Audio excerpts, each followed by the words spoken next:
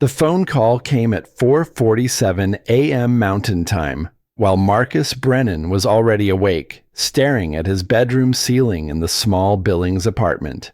3 years of single fatherhood had trained his body to surface before dawn, ears tuned to any sound from Ivy's room down the hall. A gasp, a whimper, the rustle of sheets that meant another nightmare about the accident. But this morning, the sound was his phone vibrating against the nightstand. Diane's name glowed on the screen. Marcus. His sister's voice carried the particular flatness of someone who delivered bad news too many times in her ICU nursing career. Mom had a massive stroke. You need to come now. The words landed without impact at first, his brain refusing to process them. Eleanor Brennan didn't get sick. She was 72 and sharper than architects half her age, still consulting on projects, still serving on non-profit boards, still calling every Sunday to ask about Ivy's therapy progress. How bad? Marcus sat up, already calculating drive times and flight costs he couldn't afford. Bad. Brain bleed. They got her stable, but... Diane's voice cracked. The doctor says maybe 24 to 36 hours, maybe less. She's asking for you, Danny. She keeps saying your name. Marcus was already moving, pulling on yesterday's jeans from the floor. I'm in Montana. It'll take me... I know. Just hurry, please. The line went dead. Marcus stood in his dark bedroom, holding a phone that had just rearranged his entire world, and felt the familiar weight of impossible choices settle across his shoulders. He moved down the hall to Ivy's room. His daughter slept curled around Mr. Buttons, the stuffed bear's ear already worn nearly threadbare from 3 years of anxious rubbing. Marcus knelt beside her bed, hand gentle on her shoulder. Ivy, sweetheart, wake up. Her eyes opened slowly, unfocused with sleep. Then she saw his face and sat up fast, panic already threading through her voice. Daddy? What's wrong? Is it a bad dream? No, baby. I need to tell you something. Marcus kept his voice steady, the same calm he used during her panic attacks. Grandma Eleanor is very sick. We need to go see her in Atlanta. Right now. Ivy processed this with the too-old wisdom of a child who'd already lost one parent. Is Grandma going to the different room, like Mommy did? The different room, Ivy's 8-year-old way of understanding death, developed with her therapist over months of careful work. A place people went when their bodies stopped working. A room Marcus couldn't enter to bring them back. I don't know yet. But she's asking for us, so we need to hurry. 20 minutes later, they were in the borrowed Honda. Marcus's ancient truck had finally died 2 weeks ago, and he'd been catching rides to job sites while saving for a replacement. Now he was grateful the foreman's wife had lent him this sedan, however temporary. Montana highways stretched empty in pre-dawn darkness. Marcus drove with one hand, the other resting on Ivy's shoulder as she dozed fitfully in the passenger seat. His mind calculated impossible logistics.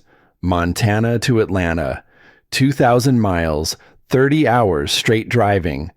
Or he could stop in Denver, catch a flight. But airfare for two would cost more than he had in his account, unless he sold something. The thought crystallized as the sun rose over the Beartooth Mountains. His father's truck. The 1998 Ford F-150 sitting in his foreman's yard, waiting for a transmission rebuild Marcus couldn't afford. His father had bought that truck new with his first big bonus from the lumber mill, had driven it for 18 years before cancer took him. Marcus had inherited it along with $3,000 in funeral debt. But metal and sentiment couldn't get him to his dying mother. At 7:30 a.m., Marcus pulled into Caldwell's used autos in Billings. The same dealer who towed the truck 2 weeks ago when it finally quit. Tom Caldwell emerged from his office, coffee in hand. "Marcus, didn't expect you this early." "I need to sell my truck. Today. Now." Tom's eyebrows rose. "The F-150? I thought you were fixing the transmission." "Family emergency. I need cash for plane tickets." Marcus kept his voice level. "What can you give me?" Tom walked to where the truck sat in the back lot, kicked a tire, opened the hood. Marcus knew what he was seeing. A classic body with 190,000 miles, needing $2,500 in repairs. Maybe worth $6,000 fixed. As is, maybe $3,000 if Marcus was lucky. "I can do $3,500, Tom said finally. "Cash, but Marcus, this truck, your dad drove it for—" "I know." Marcus cut him off before emotion could derail this. "I remember, but he's gone, and my mom's dying, and my daughter needs to say goodbye. The truck is just metal." It wasn't. It was every Sunday his father had spent teaching him to change oil in that engine bay. Every camping trip to Glacier, tackle boxes rattling in the bed. Every morning his father had driven to the mill in darkness, coming home exhausted but always stopping to ruffle Marcus's hair. But Eleanor was alive. Still alive. Maybe for hours yet. $3,500 is good, Marcus heard himself say. "I'll take it." Tom counted out $3,500 bills while Marcus signed the title over. The money felt obscene in his hand. His father's legacy reduced to cash that would be gone in hours, converted to aluminum and jet fuel. "You sure about this?" Tom asked quietly. Marcus looked through the office window at Ivy sitting in the Honda, Mr. Buttons pressed to her chest. "Yeah, I'm sure." The drive to Denver took 13 hours. Marcus pushed the Honda harder than he should have, watching for highway patrol, stopping only for gas and drive-through food Ivy barely touched. She asked questions he couldn't fully answer. "Will Grandma recognize us?" "I hope so, baby." "Will she be scared?" "I don't think so. Grandma's very brave." "Was Mommy scared when she was dying?" Marcus's hands tightened on the wheel. The question he dreaded for 3 years, delivered in his daughter's small, serious voice somewhere between Cheyenne and Fort Collins. I think Mommy knew we loved her. And when you know you're loved, maybe the scary parts don't matter as much." Ivy considered this, her thumb working Mr. Buttons' worn ear. "Grandma knows we love her, right?" "She knows, sweetheart. That's why we're driving so fast." They reached Denver International at 5:40 a.m., 14 hours after leaving Billings. Marcus's back screamed from the drive. His eyes burned. But Eleanor was still alive. Diane's text confirmed it, barely. Still hanging on. Vitals dropping. Hurry. The airport glowed against pre-dawn sky, those white peaked tents designed to echo the Rockies. Marcus had driven past it dozens of times during his 6 years in Boston, back when he flew regularly for Morrison and Cole, back when he'd been someone who belonged in places like this. Now he was a construction worker in concrete-stained jeans, about to spend his dead father's truck money on tickets he could barely afford. The ticket counter agent, young, efficient, already exhausted at 6 a.m., pulled up flights to Atlanta. Next available is 8:15, arrives 1:45 p.m. local. 2 tickets coach would be, she typed, $1,200 total. Marcus did math in his head. $3,500 minus $1,200 left $2,300. Enough for Ivy's medications next month, maybe some of the therapy copays. But Ivy couldn't fly coach. He'd learned that 6 months ago, attempting to visit Eleanor for her birthday. They'd made it to the gate before Ivy's panic attack hit. The narrow aisles, the bodies pressed together, strangers' elbows and breath and proximity triggering something primal in her traumatized nervous system. Marcus had carried her off the plane while she hyperventilated, had spent $400 on non-refundable tickets they never used. The therapist had been clear. Until Ivy's PTSD improved significantly, confined spaces with crowds were neurologically impossible for her. Her brain literally couldn't distinguish an airplane cabin from the crushed car where her mother had bled out. "What about first class?" Marcus asked. The agent's fingers paused on her keyboard. Her eyes flicked to his appearance, the Carhartt jacket, the boots, the exhaustion. "First class to Atlanta. $2,000 per ticket. $4,000 total. Every dollar of his father's truck. Gone." Marcus pulled the cash from his jacket. "I'll take both." "Sir, I need to inform you that's a significant... My mother is dying in Atlanta. My daughter has PTSD and can't handle crowds.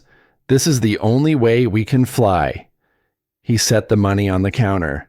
"Please." Something in the agent's face softened. She counted the bills, processed the tickets, handed him 2 boarding passes for seats 2A and 2B. "The premium lounge is through security. Turn left, gate B47. Her voice had gentled. I hope you make it in time." Marcus took the passes, picked up Ivy, and walked toward security with $500 remaining to his name. TSA waved them through. A tired father and a silent child caused no suspicion. They emerged into the terminal's main corridor, all glass and morning light, and thousands of people beginning their days. Gate B47 sat at the far end. The premium lounge beside it glowed with warm light, visible through floor-to-ceiling windows. Marcus had never been inside a place like that. During his Morrison and Cole years, the firm had flown him business class, and he'd thought that was luxury. This was something else. Leather furniture, muted conversations, the quiet wealth of people for whom $4,000 was an acceptable ticket price. His boots felt heavy on the polished floor.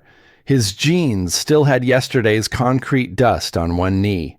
The Carhartt jacket had his name embroidered over the breast pocket. Marcus, not Mr. Brennan, because construction workers were first names only. The gate agent checking lounge access was young, Latina, with kind eyes and a name tag reading Sofia Ramirez. She took their boarding passes, scanned them, and her screen confirmed their access.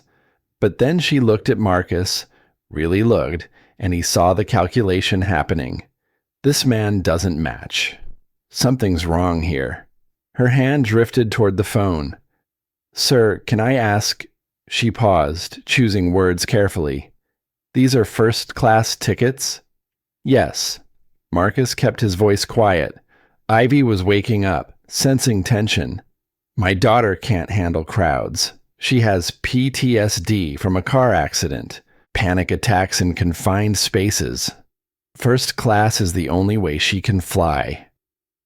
Something shifted in Sophia's expression. Understanding, maybe, or empathy. She glanced at Ivy, at Mr. Buttons clutched in the child's arms, at the exhaustion radiating from both of them. "I understand," she said softly. "I'm so sorry." She waved them through without another question. The lounge felt like stepping into a different world. Thick carpet absorbed sound. Indirect lighting cast everything in amber warmth. Marcus found chairs in the back corner, leather, wide, with enough space that Ivy could curl against him without strangers pressing close. She fell asleep immediately, her small body finally relaxing. Marcus checked his phone. 7:15 a.m. Flight boarded at 7:45. Diane's latest text. Mom asking for you. Says your name over and over. Please hurry, Danny, please. He closed his eyes just for a moment, just to rest before security. The word cut through the quiet like a blade. Marcus's eyes snapped open. A woman stood over them. 30s, supervisor badge, tailored blazer, and an expression of cold certainty. Vanessa Cole. He'd remember that name on her badge for the rest of his life. Remove this man immediately. The businessman near the window closed his laptop with a decisive snap. James Grayson was 58 years old, a venture capitalist who'd flown first class for 25 years without once questioning whether someone else deserved to be there. Now he stood, his 6-foot frame commanding attention without effort. I've flown through this terminal twice a week for 2 decades. His voice carried the authority of someone accustomed to being heard. I have never seen anyone treated the way you're treating this man.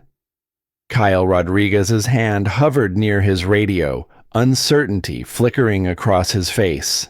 Vanessa Cole's jaw tightened, but before she could respond, another voice cut through the tension. This is discrimination.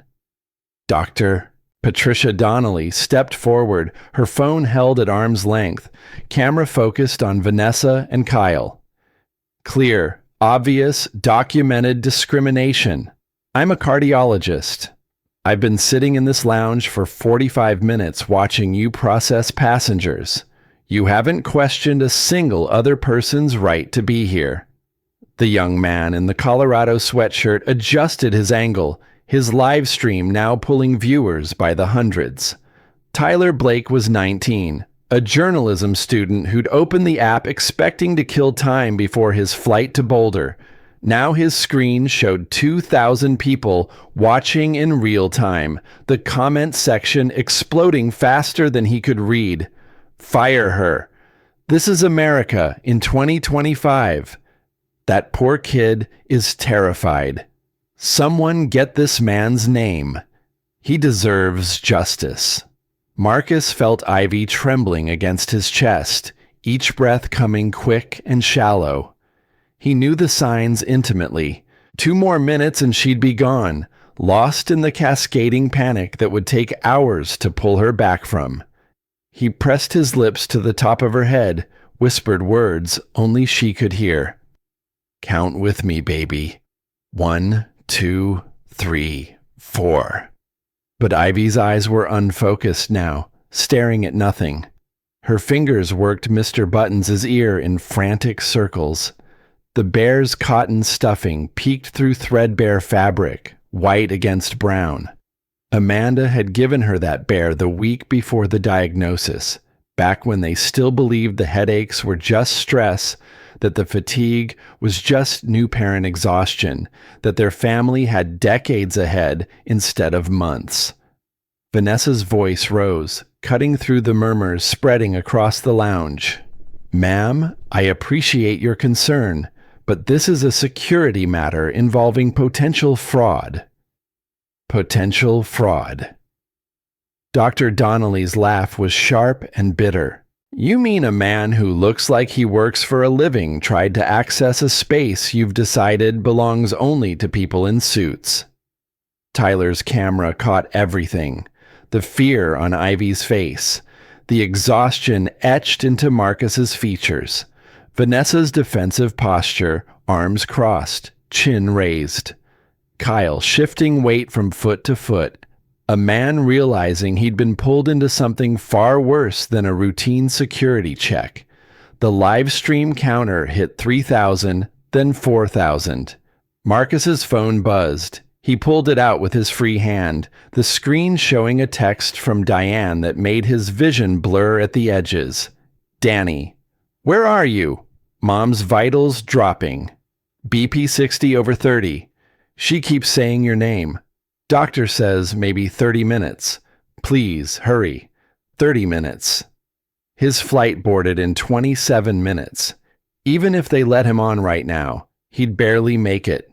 Every second lost here was a second stolen from his mother's last moments, from Ivy's chance to say goodbye to the woman who taught her that dignity mattered more than money, that buildings were just spaces where love happened. "My mother is dying." The words came out raw, stripped of everything but truth. Marcus looked at Vanessa, at Kyle, at the small crowd that had gathered to watch this spectacle. "She had a stroke yesterday. The doctors don't think she'll make it through the day. I've been driving for 14 hours. I sold the only thing I had left of my father so I could get my daughter there in time." The lounge went silent. Even the CNN broadcast from the mounted television seemed to fade into background static. "I worked 6 years at Morrison and Cole Architects in Boston." Marcus heard his voice crack, but pushed forward. "MIT graduate. I designed the Riverside Convention Center in Portland. I had a corner office, company car, season tickets to the Celtics." He gestured at Ivy, still shaking against his chest. "Then my wife died. Car accident. Drunk driver. My daughter was in the back seat." The memory flashed unbidden.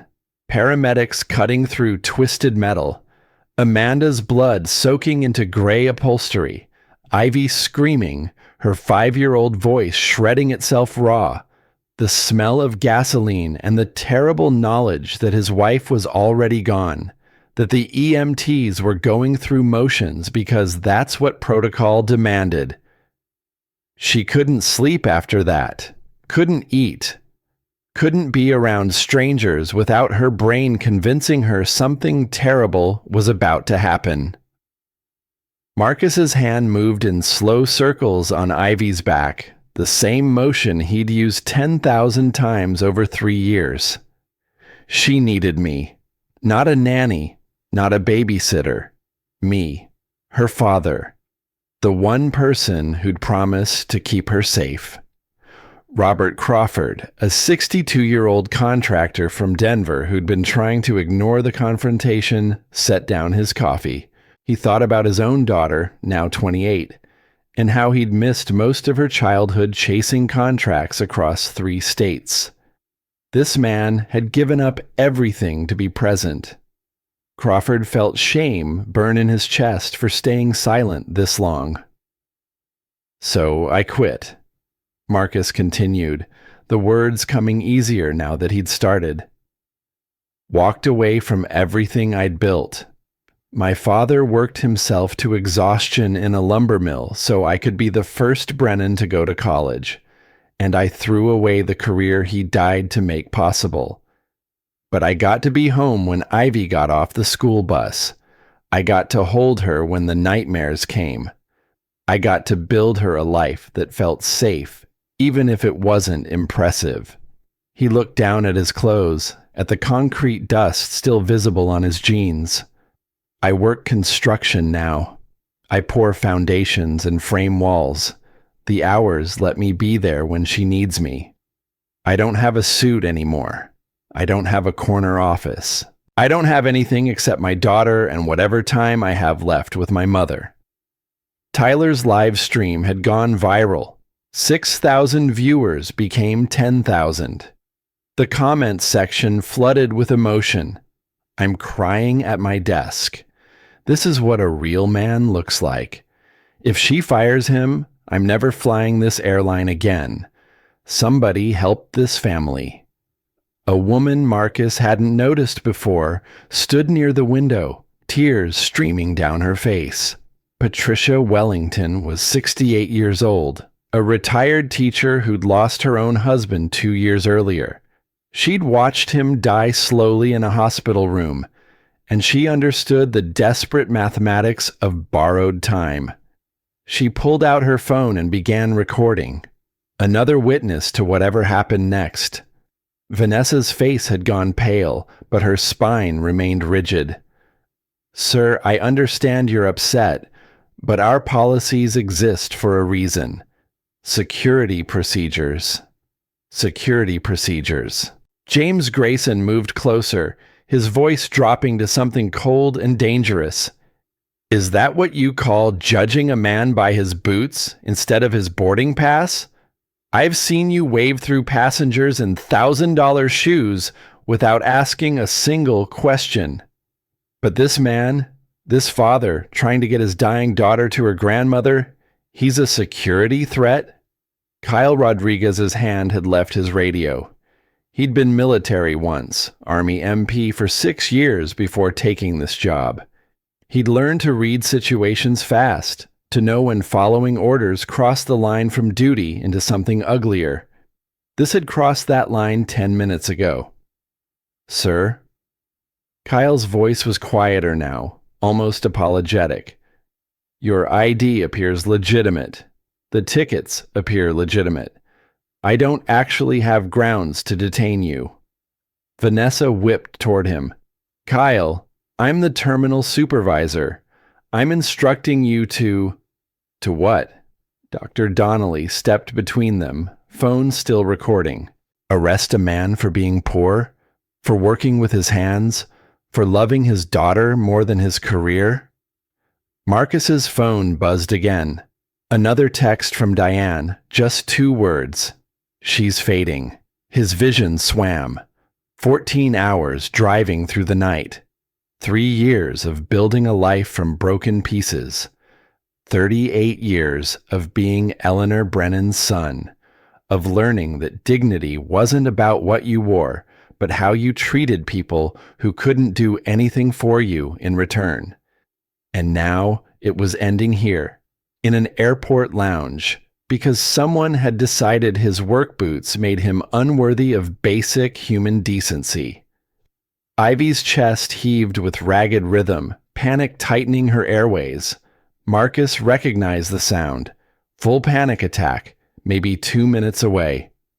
Once it started, it would be 40 minutes minimum before she could stand, before her legs would hold her weight. The flight would be gone. His mother would be gone. Everything would be gone, except this moment, this humiliation, recorded and spreading across the internet for millions to witness.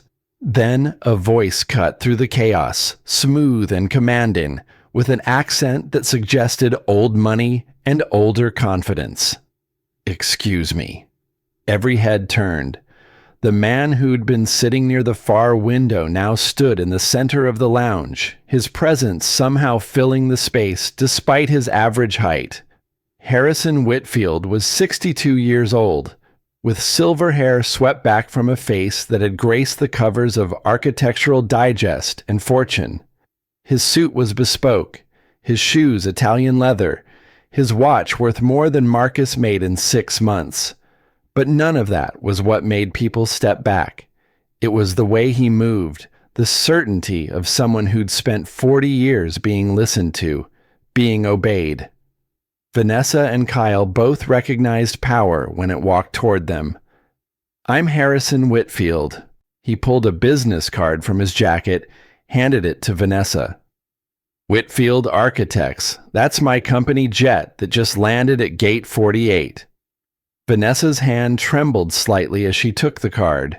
Whitfield Architects was one of the largest firms in the Southeast. Their corporate account with Skylink Airlines was worth millions. Harrison Whitfield wasn't just wealthy. He was connected, influential, the kind of man who had senators on speed dial. Now, Harrison's voice remained pleasant, but ice ran underneath. I've been sitting over there for the past 30 minutes, watching this situation unfold, and I need you to explain something to me. He gestured toward Marcus. This gentleman, this father, has valid identification, valid boarding passes, valid tickets that he paid cash for this morning. He's violated no law, broken no rule, caused no disturbance. His daughter is clearly in distress, and he's handling the situation with more grace than most people could manage. Harrison stepped closer to Vanessa, his voice dropping but losing none of its edge. So I need you to explain why you're treating him like a criminal. And I need you to think very carefully about your answer, because whatever you say next is being recorded by at least a dozen phones and broadcast live to... He glanced at Tyler's screen. 15,000 people. Vanessa's mouth opened, but no words emerged. Kyle had taken a full step back, hands raised in a gesture of surrender. Around them, passengers watched with the collective breath-holding of people witnessing something that would be talked about for years. I thought so. Harrison turned to Marcus. Your name is Brennan? Marcus managed a nod, confusion and hope warring in his chest. Ivy had gone still against him, sensing the shift in energy if not understanding its source. And your mother? Harrison's voice changed, something raw breaking through the polished surface. What's her name? Eleanor Brennan. The change in Harrison Whitfield's face was immediate and total. His composure cracked. His eyes went bright with tears he didn't bother hiding. His hand went to his chest as if to steady something breaking loose inside. Eleanor Brennan. He whispered the name like a prayer. The architect. Marcus stared, uncomprehending. Around them, phones lifted higher. Tyler's live stream now showing 20,000 viewers, the number climbing by hundreds per second. Harrison's voice strengthened, filling the lounge. 31 years ago, I was nobody. A young architect with dreams bigger than my bank account. Every investor turned me down. Every bank laughed me out the door. I was 3 weeks from bankruptcy when Eleanor Brennan walked into my office. He looked around at the watching faces, at the phones recording, at Vanessa still frozen in place. She was already successful, already legendary in Atlanta. She could have worked with anyone, charged any fee she wanted, but she sat in my barely furnished office and said she believed in what I was trying to build. Harrison's voice cracked.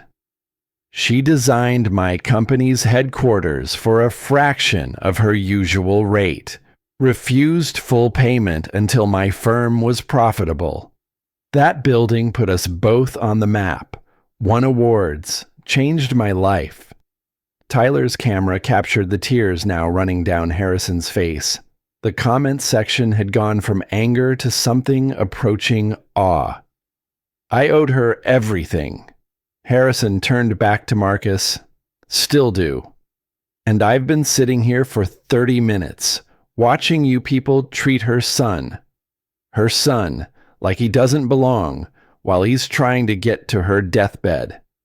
The words landed like artillery. Vanessa's face had gone from pale to gray. Kyle looked like he wanted to disappear into the carpet. Harrison pulled out his phone. David, I need you on the line. He waited a beat, then continued. Patch me through to Skylink's CEO, yes, right now. Tell them Harrison Whitfield is calling about a situation at Denver International that requires immediate resolution.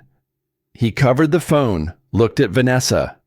Do you know how much business Whitfield Architects conducts with Skylink annually? $200 million across 47 companies in our network. Every architectural firm we partner with, every contractor we recommend, every client we advise. His smile was cold. Would you like me to start making calls about alternative carriers? Vanessa finally found her voice. Mr. Whitfield, I apologize if there's been any misunderstanding. Misunderstanding? Harrison's laugh held no humor. Is that what you call telling a man his daughter needs to learn her place? Is that what you call harassing someone because they look like they work with their hands instead of pushing papers? The phone at his ear crackled. Harrison listened for a moment, then spoke with absolute authority. I'm at gate B47. There's a passenger named Marcus Brennan who needs to board flight 447 immediately. Yes, the one from the video. It's already viral. 25,000 people watching live right now. He paused. No, I don't think you understand. His mother is Eleanor Brennan. The Eleanor Brennan. She's dying in Atlanta.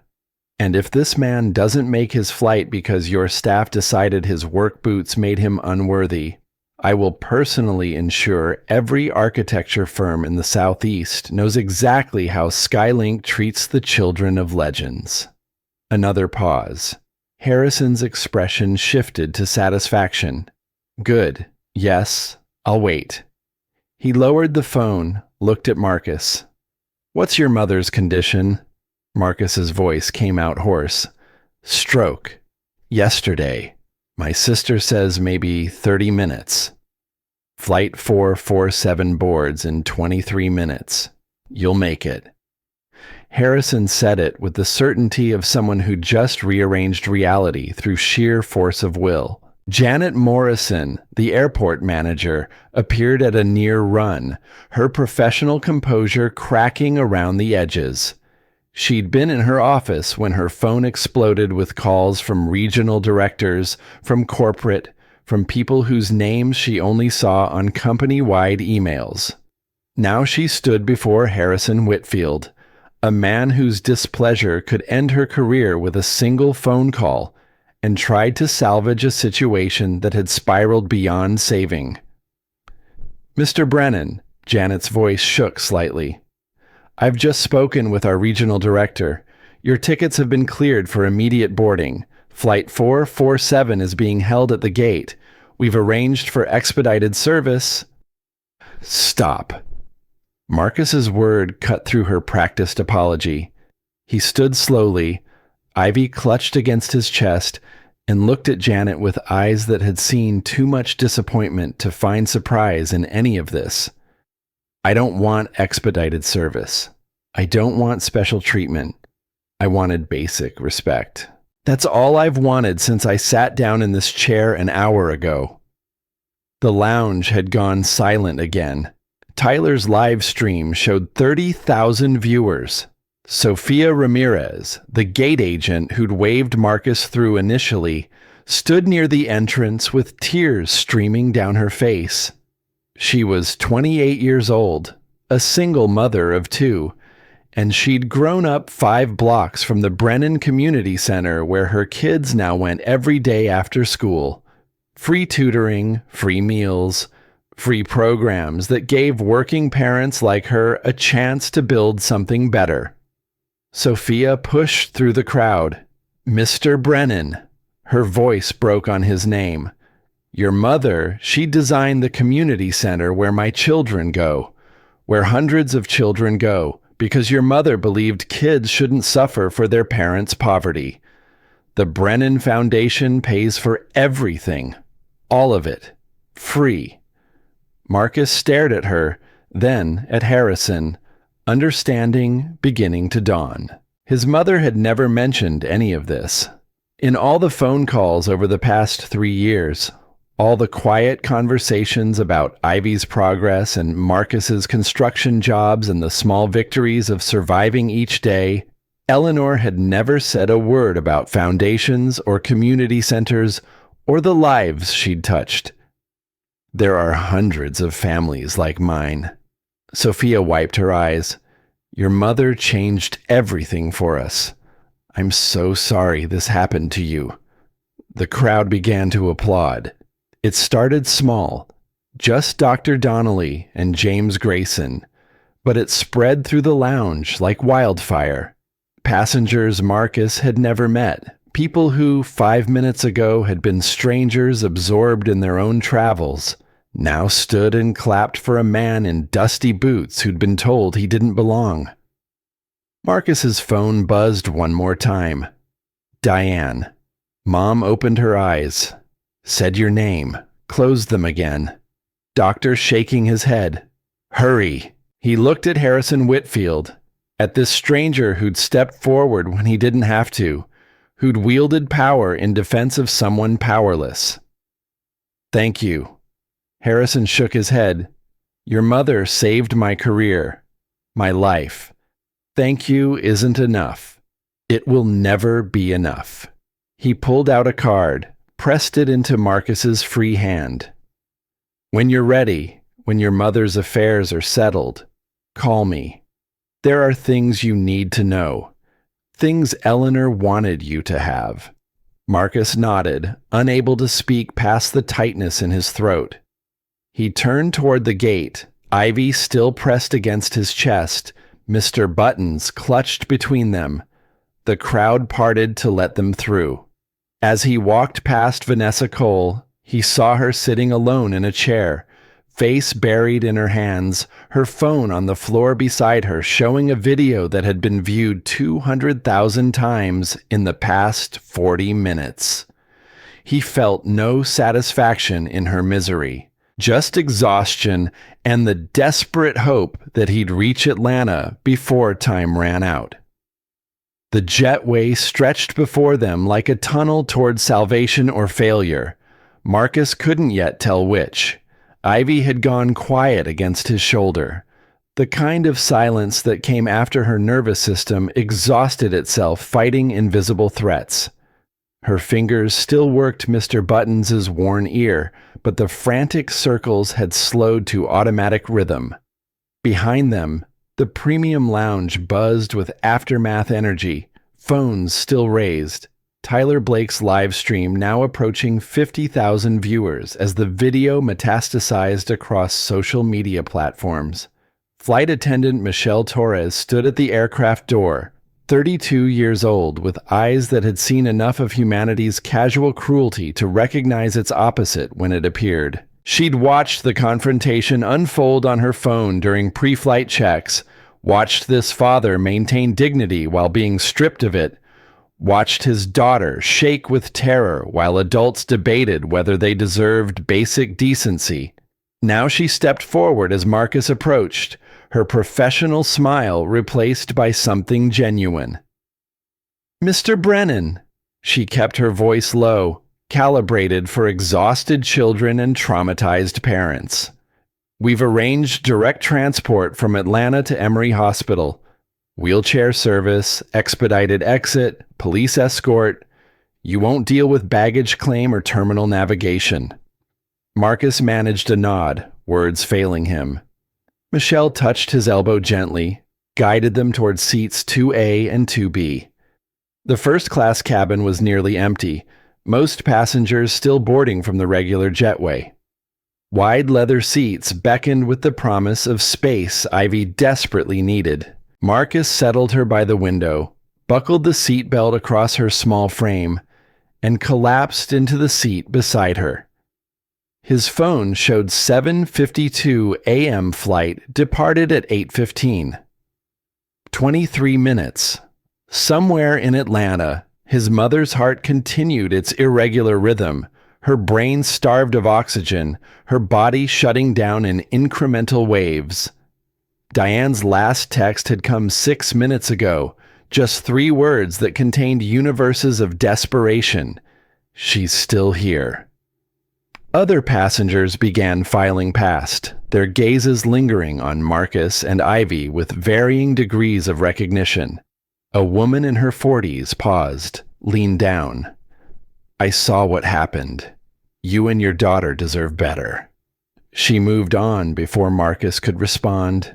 Then Robert Crawford appeared, the 62-year-old contractor from the lounge who'd admitted his shame at staying silent. He stopped at Marcus's row, his weathered face creased with something between apology and determination. "Mr. Brennan." Crawford pulled a business card from his wallet, set it on Marcus's tray table. "I stayed quiet during that confrontation, told myself it wasn't my business, that someone else would step up. That was cowardice." He paused, choosing words carefully. "I run a commercial construction firm in Denver. We're always looking for experienced hands who know their craft. When you're ready, when things settle, call that number. Fair wages, good hours, health insurance that covers family." Marcus picked up the card, his calloused fingers tracing embossed letters. Crawford Construction and Development. a Denver address, a salary range penciled on the back that was 30% higher than what he currently made. Why?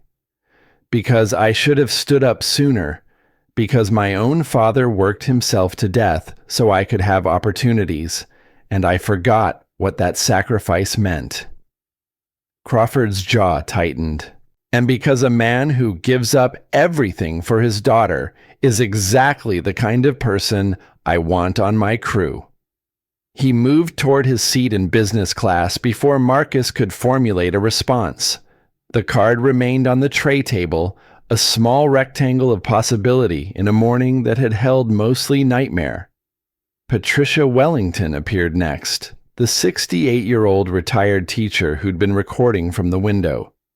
She carried a folded napkin, the premium lounge's linen quality, with careful handwriting covering one side. I didn't want to bother you back there. Her voice carried the gentle authority of someone who'd spent 4 decades teaching middle school. But I needed you to know. She pressed the napkin into his hand. My husband had heart surgery 15 years ago at the hospital your mother designed. The cardiac wing. She created this waiting room with windows overlooking a garden, with light that changed through the day, with spaces where families could break down or hold together depending on what they needed. Patricia's eyes filled. I spent 3 days in that room while surgeons tried to save Thomas's life. And that space, the way your mother designed it, it gave me peace when I had nothing else. When he died anyway, I could look out those windows and see something beautiful still existed in the world. That mattered more than I can explain. Marcus unfolded the napkin, read the shaking script. Your mother saved my sanity during the worst days of my life. She designed spaces that held grief without crushing it. That's architecture that matters. Thank you for being her son. The words blurred. Marcus folded the napkin carefully, tucked it into his shirt pocket next to his heart. She never told me about any of this.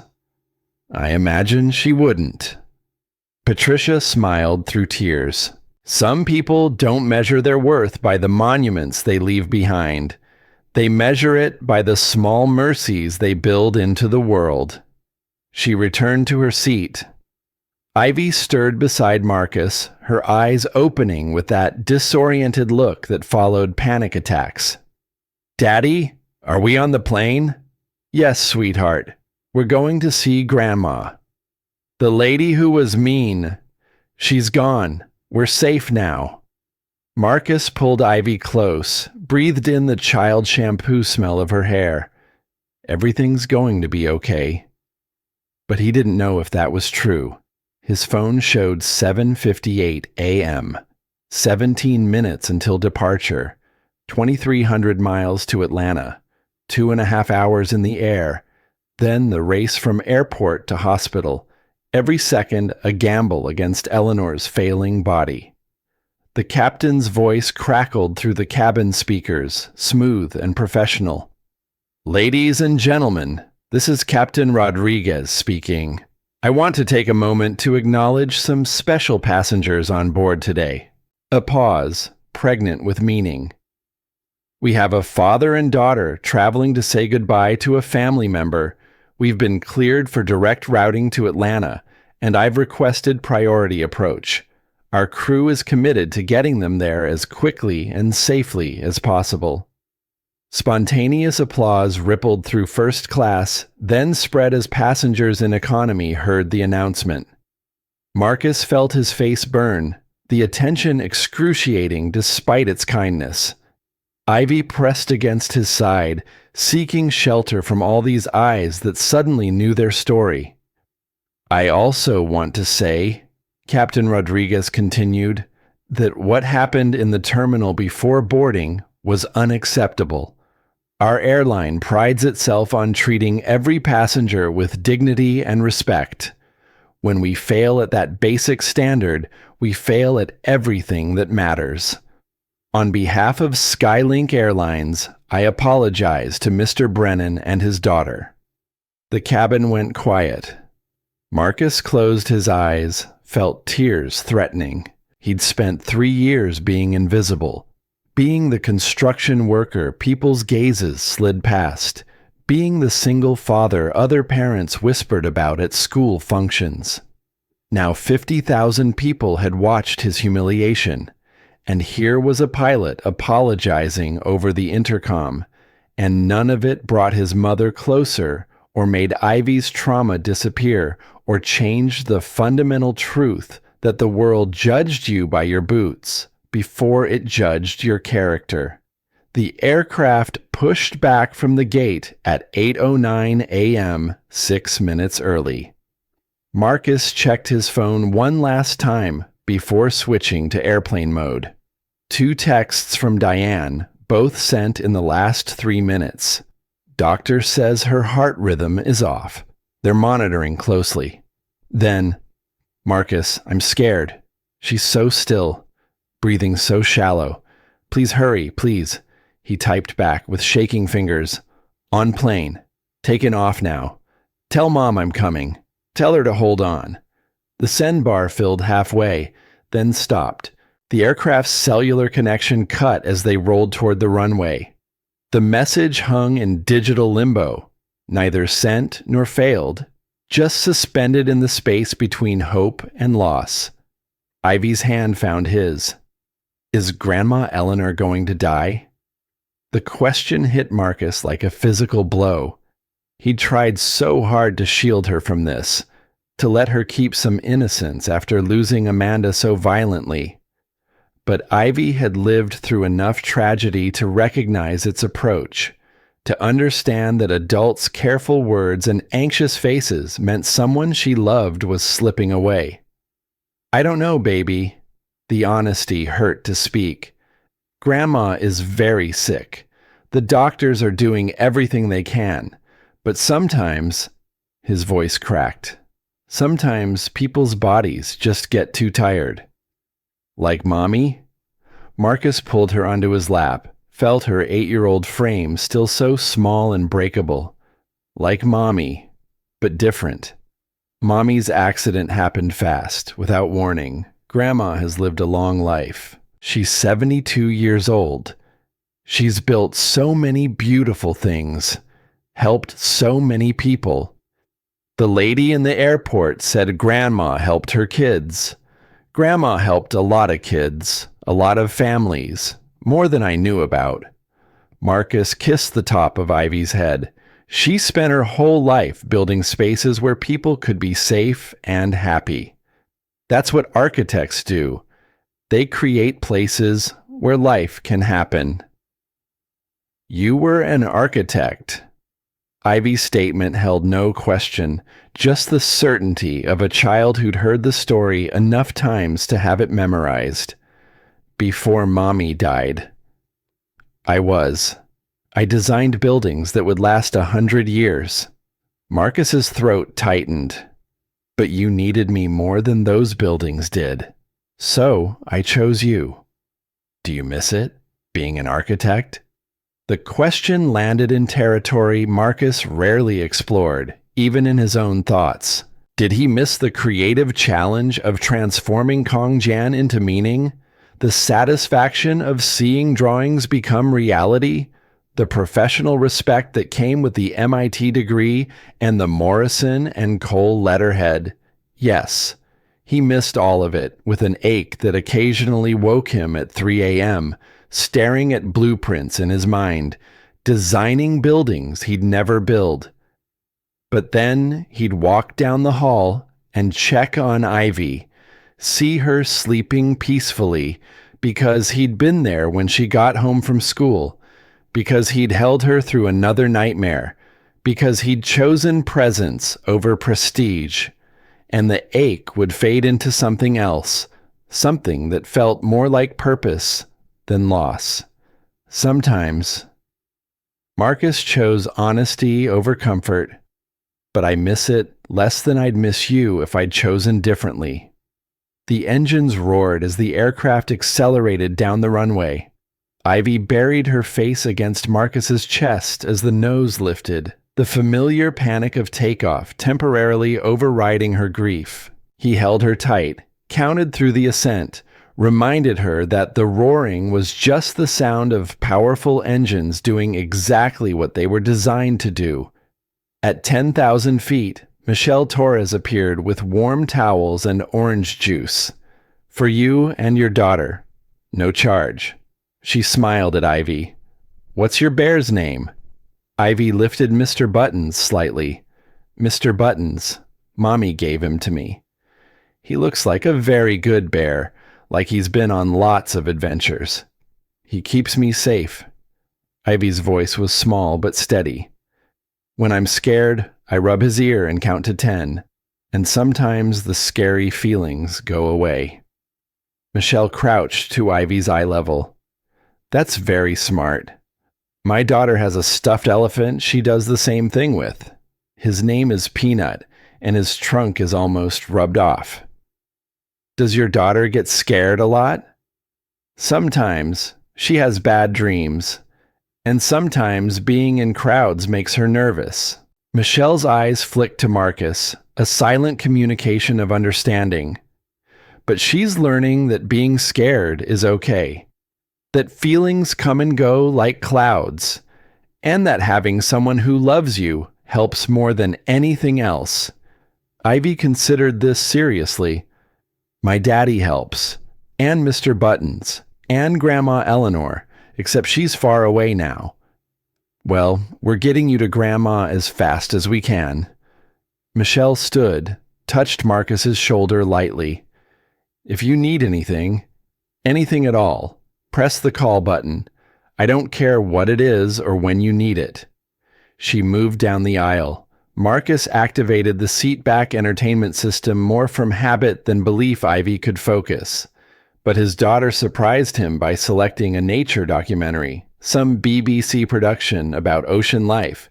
Within minutes, she was absorbed in footage of sea turtles navigating vast distances to return home, her breathing steadying as the narrator's calm British accent described migration patterns and oceanic currents.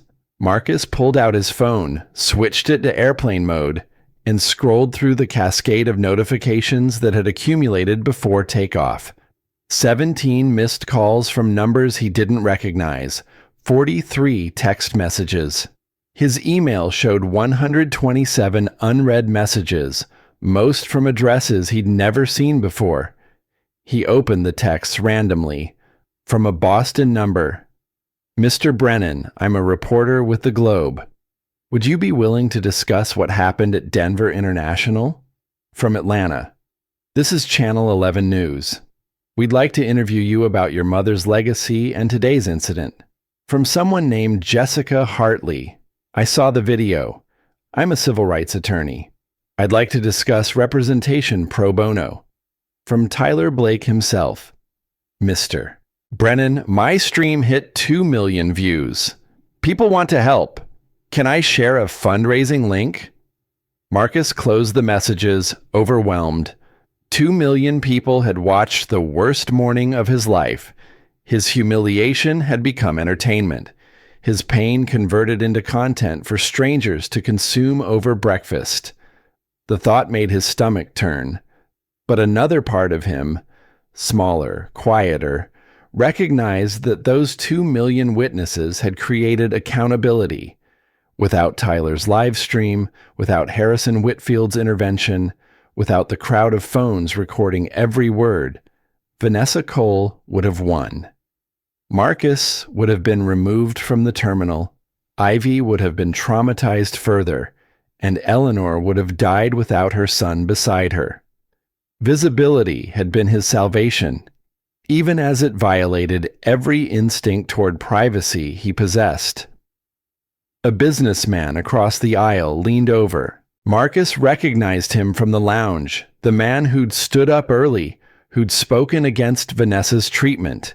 James Grayson, venture capitalist, someone who lived in the world Marcus had abandoned. I don't mean to intrude. Grayson kept his voice low, respectful of the moment. But I wanted you to know. I called my attorney during boarding.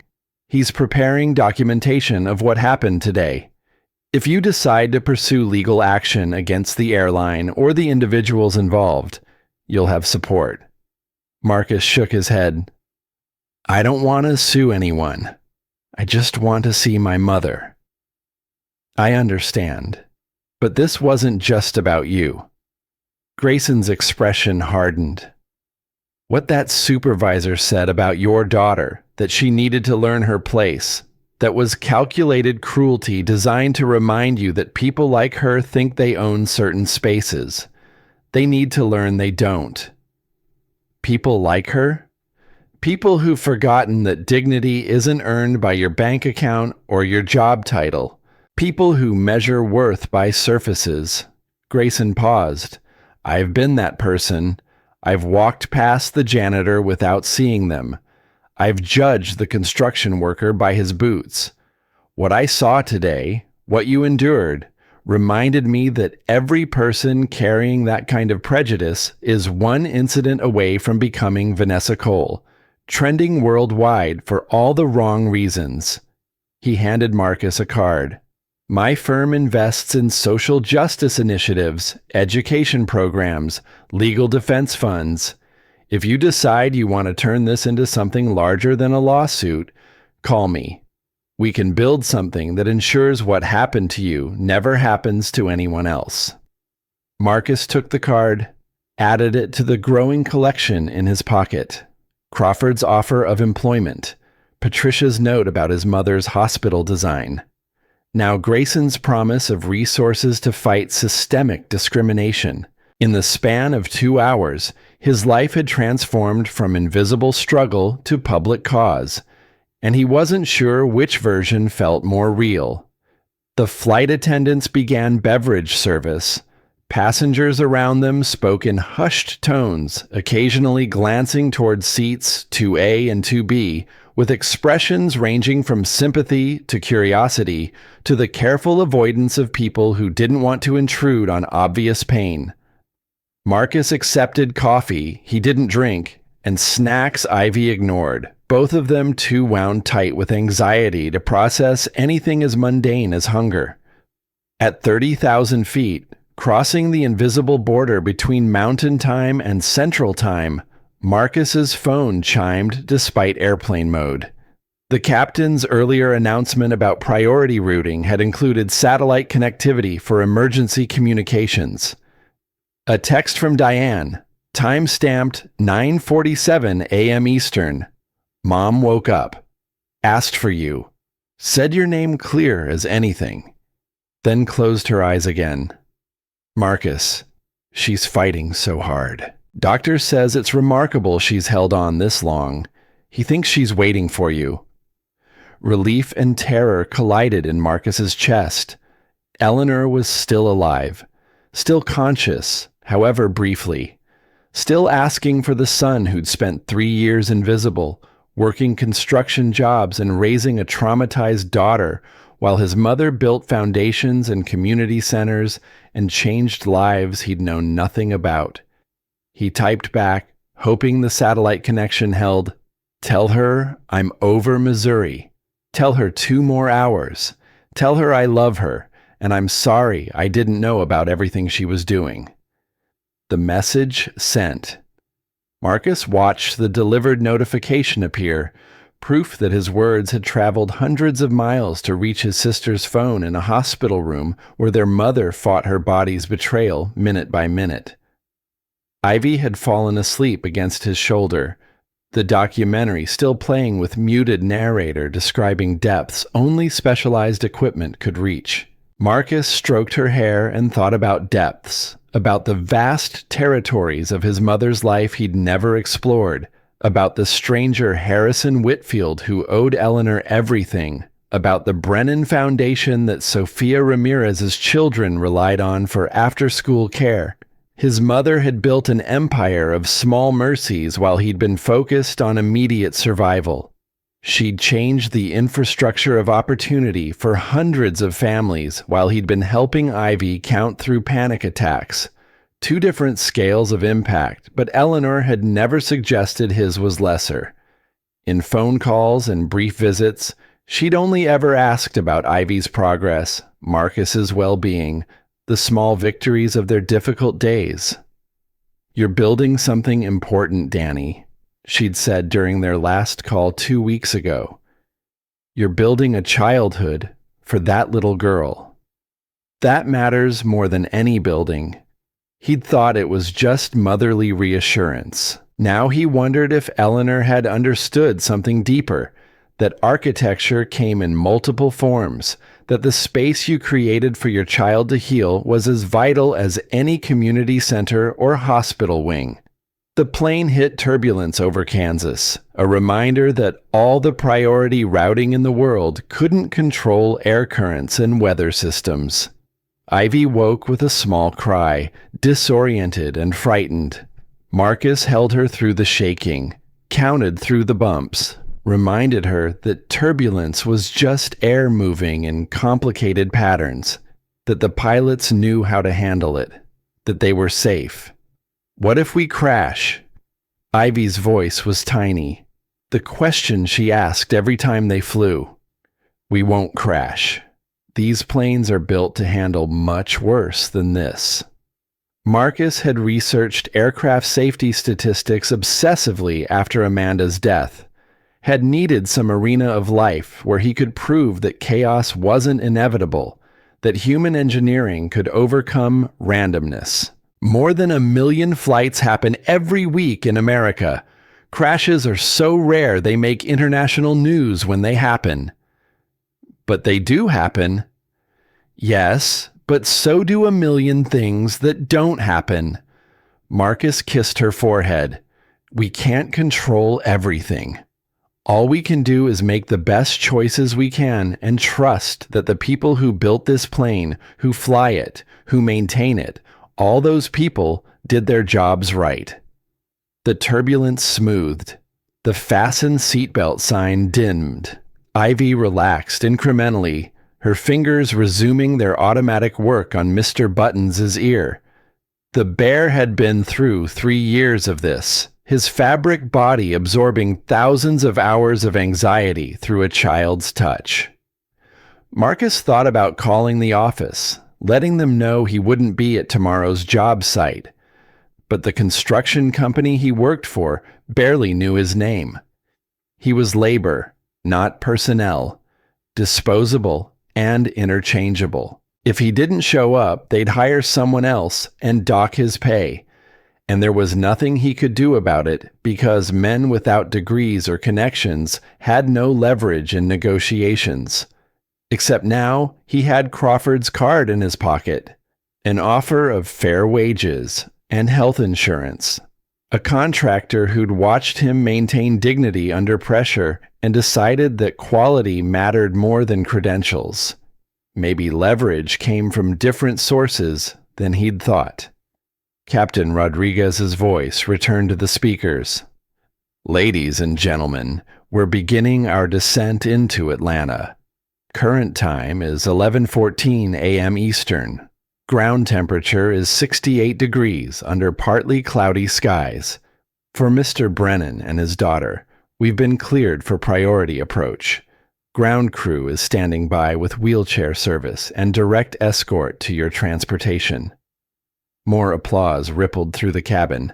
Marcus felt the familiar burn of unwanted attention, but Ivy squeezed his hand and whispered, "Everyone's being nice, Daddy.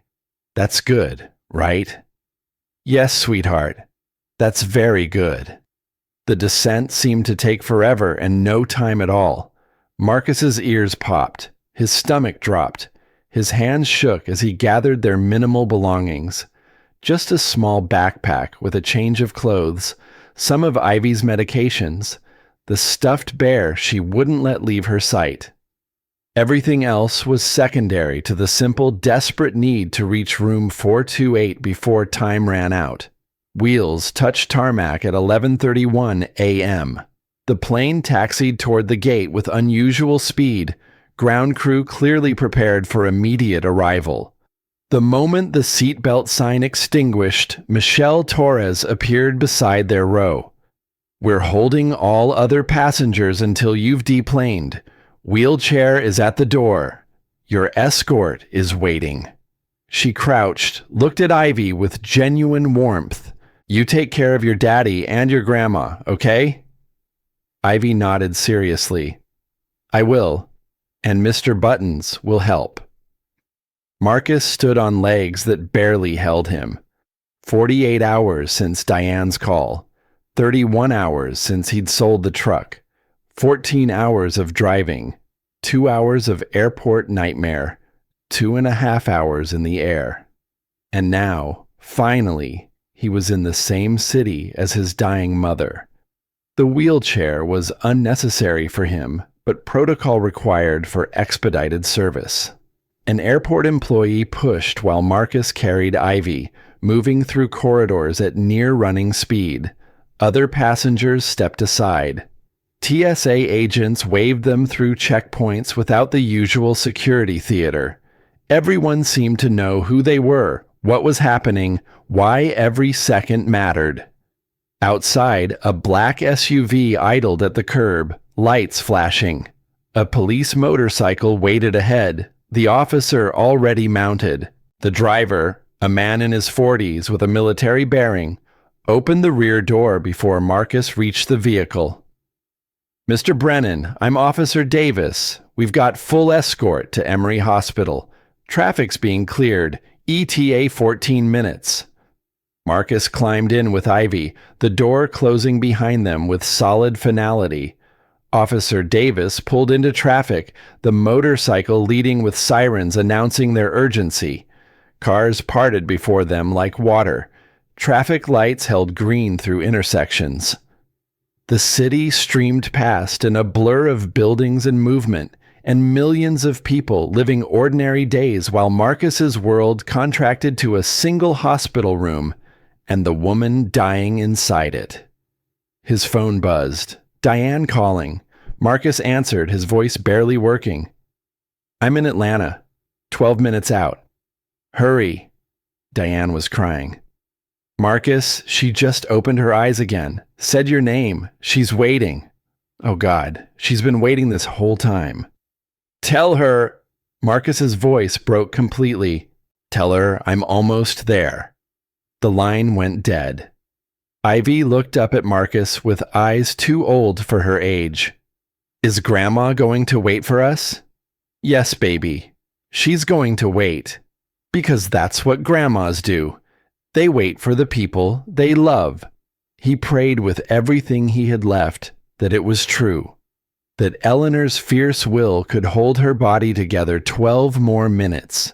That the woman who designed spaces for other people's grief could find room in the universe for her own son to arrive, finally, at the end of all things. The motorcycle's siren wailed ahead, carving their path through Atlanta traffic toward whatever waited in room 428. 3 blocks from Emory Hospital, the police motorcycle's engine died. Officer Davis cursed, tried to restart. Nothing. The SUV pulled alongside. "Radio's dead too," the motorcycle cop shouted through his window.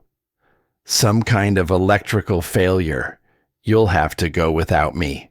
Officer Davis accelerated, but Atlanta traffic, unaware of their urgency without the siren, closed in immediately. Cars honked. A delivery truck blocked 2 lanes. Construction barrels narrowed the road to single file. Marcus checked his phone. Diane. Mom's heart rate dropping. Hurry. The hospital was visible now, glass and steel rising just 2 blocks away. So close. Impossibly far. "I can run faster than this." Marcus's hand was already on the door handle. Officer Davis glanced at the gridlock ahead, made a decision. "Go. I'll park and find you." Marcus burst from the SUV with Ivy in his arms, leaving their bag behind. Leaving everything behind except the desperate need to reach room 428 before time ran out. He ran through Atlanta streets in his dusty boots, construction workers sprinting past businessmen and tourists, his daughter pressed against his chest, both of them racing against Eleanor's failing heart. 2 blocks became 1. Marcus's lungs burned. Ivy clung tight, silent, understanding. The hospital entrance, automatic doors too slow. Marcus shouldered through, boots skidding on polished floor. And there was Diane, running toward them down the corridor, her face telling him everything before words could. Emory Hospital rose against Atlanta's skyline like a monument to impermanence, all glass and steel and the brutal efficiency of modern medicine. The SUV screeched to the emergency entrance, Officer Davis already opening Marcus's door before the vehicle fully stopped. A wheelchair waited, but Marcus waved it away. Ivy clutched in his arms as he ran through automatic doors that opened too slowly, his boots echoing across polished floors that smelled of antiseptic and despair. Diane materialized from a corridor, her ICU nurse scrubs stained with coffee and tears, her face carrying the particular devastation of someone who'd watched death approach for 36 hours. She grabbed Marcus's free arm, pulling him toward the elevators. 4th floor, room 428. She's still here, Marcus. Still here. Diane's voice fractured on the repetition, as if saying it twice could make it more true. The elevator crawled upward with agonizing slowness. Marcus watched the floor numbers illuminate and dim. 1, 2, 3. Each second another gamble against Eleanor's fading heartbeat. Ivy had gone completely still against his chest, Mr. Buttons pressed between them, her small body understanding that something enormous was about to happen. 4th floor. The doors opened onto a corridor of muted colors and hushed voices, where families waited in plastic chairs for news that would either shatter or salvage their worlds. Room 428 was at the far end, the door slightly ajar, soft light spilling into the hallway. Marcus's legs stopped working. He stood frozen 6 feet from his mother's room, unable to make his body move forward. Diane touched his back gently. "She's waiting, Danny. She's been waiting all this time." The old nickname, Danny, what his mother had called him since childhood, broke something loose. Marcus pushed through the door. Eleanor Brennan lay impossibly small in the hospital bed, her 72-year-old body diminished by tubes and wires that tracked the mechanical persistence of life. Her face, usually animated with fierce intelligence and dry humor, had gone slack on one side where the stroke had carved its territory. An oxygen cannula snaked into her nose. An IV dripped clear fluid into her left arm. Monitors beeped with irregular rhythm, measuring the spaces between heartbeats that came slower each hour. But her eyes, when they opened at the sound of Marcus's boots on linoleum, her eyes still held everything she'd been, sharp, knowing, filled with a love so vast it had built community centers and scholarship funds, and a son who understood that dignity mattered more than success. "Mom." The word came out broken. Marcus moved to her bedside, Ivy still in his arms, and took Eleanor's hand. Her fingers felt papery and cold, but they tightened around his with surprising strength. "I'm here. I'm sorry it took so long. There was trouble at the airport, but I'm here now." Eleanor's lips moved. The sound that emerged was barely audible, slurred by the stroke's damage, but unmistakably. "Marcus." Tears Marcus had been holding for 36 hours finally broke free. He leaned over the bed rail, careful not to disturb the wires and tubes, and pressed his forehead against his mother's. "I'm here, Mom. Ivy's here. We made it." Eleanor's eyes shifted to the child, and something like a smile tried to form on the working side of her face. Her free hand lifted slightly, trembling with effort. Ivy, with the intuitive wisdom of children who'd lived too close to death, leaned forward and placed her small hand in her grandmother's palm. "Hi, Grandma Eleanor." Ivy's voice was steady despite the tears tracking down her cheeks. "We drove really, really far to see you, and flew on an airplane. And Daddy says you've been waiting for us." Eleanor's fingers closed around Ivy's hand. She tried to speak again, the words coming in fragments. "Proud of you." The monitor's beeping stuttered, then steadied. A nurse appeared in the doorway, young, competent, with the careful compassion of someone trained to witness suffering without drowning in it. She checked Eleanor's vitals, made small adjustments to the IV drip, then withdrew silently. Marcus pulled a chair close to the bed, sat with Ivy on his lap, both of them holding Eleanor's hand. Diane moved to the other side, completing the circle. For several minutes no one spoke. The only sounds were the monitor's persistent beeping and the soft rush of oxygen through clear tubing and the building's HVAC system moving filtered air through spaces Eleanor herself had designed 23 years ago when Emory had expanded their cardiac wing. Patricia Wellington's note had mentioned windows overlooking gardens, light that changed through the day, spaces where families could break down or hold together.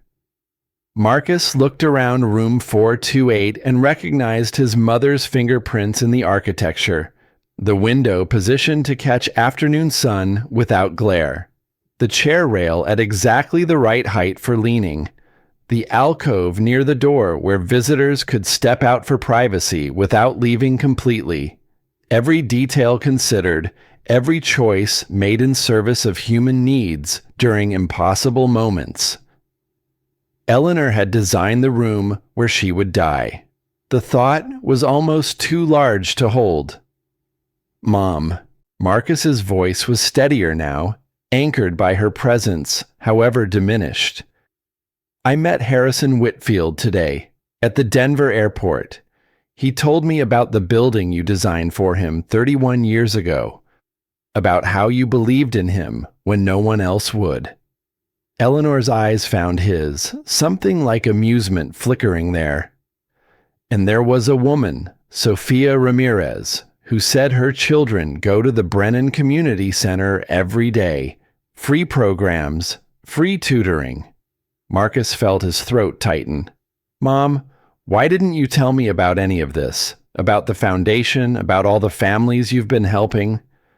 Eleanor's lips moved. The words came in slow, labored syllables. "Your work. More important." Marcus shook his head. "I pour concrete, Mom. I frame walls. What you built a life." Eleanor's working hand squeezed his with surprising force. "For her." Her eyes moved to Ivy. "Better than buildings." Ivy leaned closer. "Grandma, I brought you something." She held up Mr. Buttons, the stuffed bear that had absorbed 3 years of trauma and fear and slow healing. "This is Mr. Buttons. Mommy gave him to me before she died. He keeps me safe when I'm scared." The child paused, making a decision that Marcus could see forming in her 8-year-old face, something solemn and final and heartbreakingly generous. "I want you to have him." Ivy placed the bear gently on the bed beside Eleanor. "So you won't be scared. So you'll have something to hold on to." Marcus's chest cracked open. He watched his daughter give away the last physical connection to her dead mother, watched her offer that sacrifice with the simple certainty that love meant giving your most precious things to people who needed them more. Amanda's bear.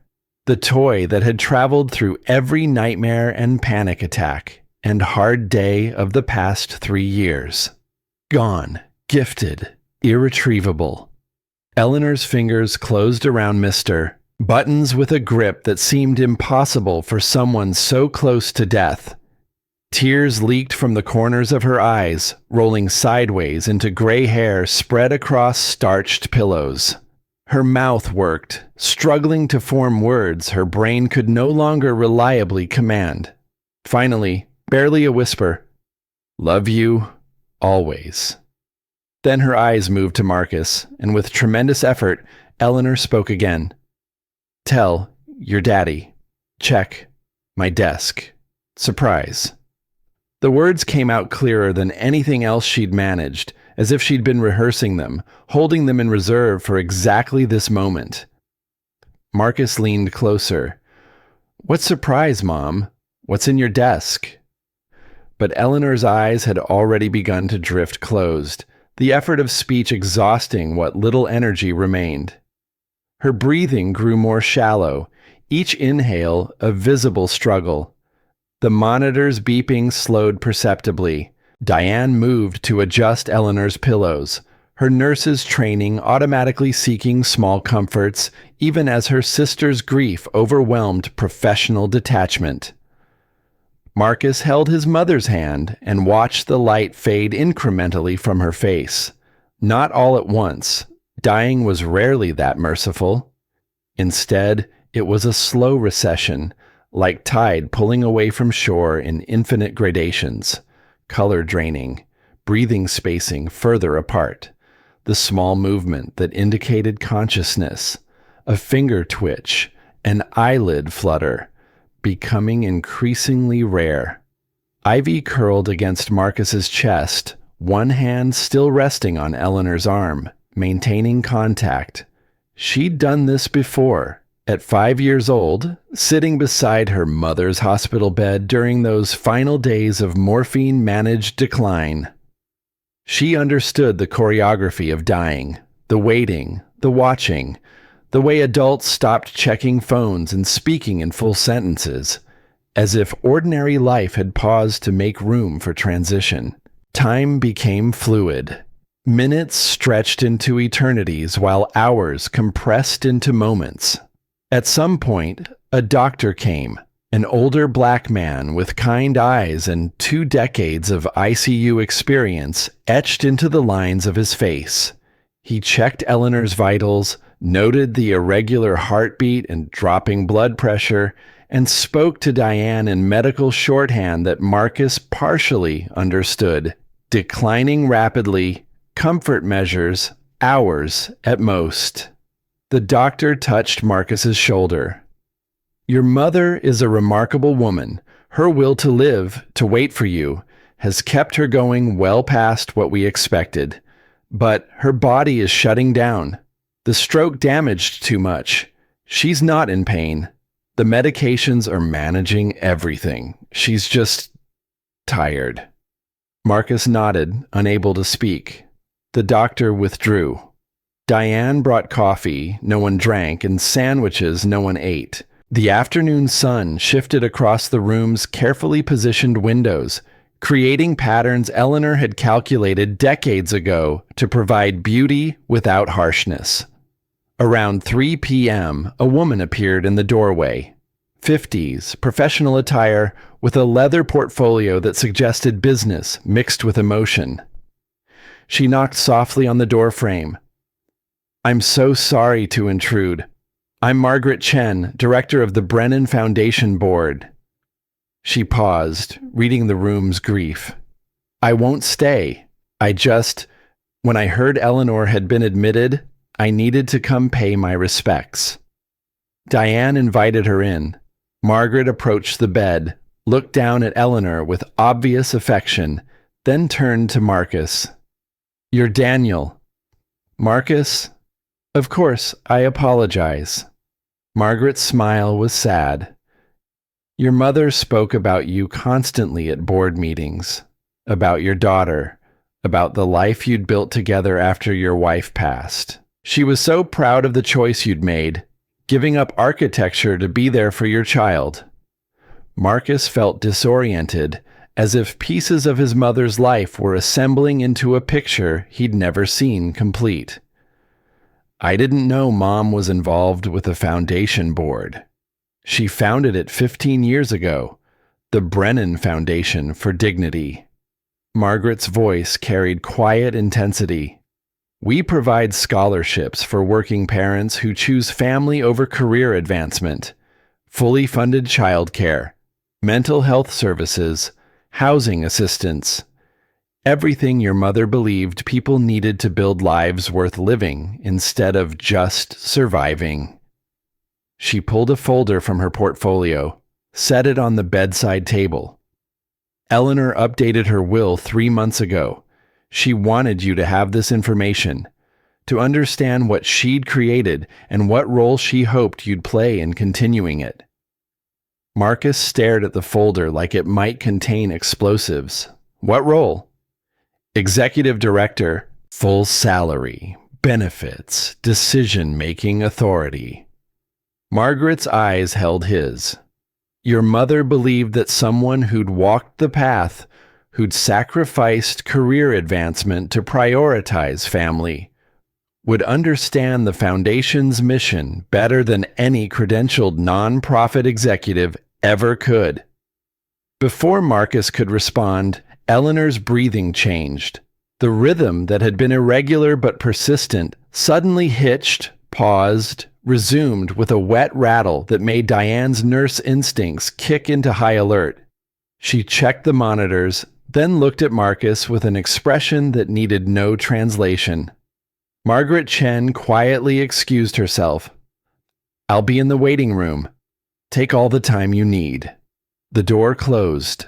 Marcus, Diane, and Ivy formed their triangle around Eleanor again, each holding some part of her as her body performed its final negotiations with biology and physics. The monitor's beeping grew more erratic, long pauses between sounds, then clusters of rapid beats, then more silence.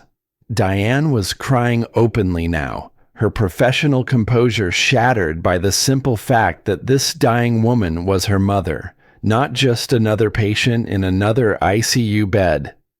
I love you, Mom. Thank you for everything you gave us. Thank you for showing us how to build things that matter. Ivy, with the directness only children and the elderly possess, leaned close to Eleanor's ear. Grandma, if you need to go to the different room now, it's okay. Daddy and Aunt Diane and me, we'll be okay. And Mr. Buttons will keep you safe, just like he kept me safe. The monitor's beeping slowed. Each tone measured longer silence. Eleanor's chest rose and fell with increasing shallowness, each breath a miracle of will over failing mechanics. Her hand in Marcus's had gone almost weightless, as if she was already halfway elsewhere. Marcus leaned close, his lips near his mother's ear, and spoke the words he'd driven 14 hours and flown 2,000 miles to deliver. Thank you for teaching me that dignity isn't about what you wear or what you own. Thank you for showing me how to build spaces where people can become their best selves. Thank you for being proud of me, even when I thought I'd failed. His voice broke. And thank you for waiting, for holding on until we could get here. I know how hard that must have been. You can rest now, Mom. You've earned it. You've earned everything. Eleanor's eyes opened one final time. They found Marcus's face, held there with perfect clarity for perhaps 3 seconds. And in that gaze, Marcus saw everything she'd been unable to speak. Love, pride, approval, and the bone-deep satisfaction of someone who'd built well and left the world better than she found it. Then her eyes closed. Her breathing stopped. The monitor's tone went flat, that single sustained note that Marcus had heard in a dozen movies but never in the terrible reality of his own mother's death. 6:14 p.m. Eastern Standard Time. October 27th, Eleanor Brennan, architect of spaces and builder of human dignity, died holding a threadbare stuffed bear in one hand and her son's calloused fingers in the other. The silence after the monitor's flat tone felt absolute. Diane reached over and switched off the alarm, hospital protocol to give families a moment before the necessary machinery of death documentation began. The three of them sat motionless, hands still touching Eleanor's body, as if contact might reverse what had just happened. Ivy spoke first, her 8-year-old voice steady in a way that shouldn't have been possible. "She's in the different room now, with Mommy." Marcus pulled his daughter close, buried his face in her hair, and let grief crash over him in waves that had been building for 36 hours. He cried for his mother, for his wife, for his father dead 6 years, for the architecture career he'd abandoned, for every humiliation he'd endured in airport lounges and job sites and parent-teacher conferences. He cried for Ivy, who'd lost too much too young, and for himself, who'd been trying so hard to be enough that he'd missed the magnitude of what his mother was building in parallel to his own small daily victories. Diane cried too, the two siblings holding their mother's hands until the nurse came to respectfully inform them that the doctor needed to pronounce death officially, that there were forms to sign and decisions to make about remains and memorial services. The next hours blurred into administrative necessity. Paperwork, phone calls to extended families scattered across 3 states.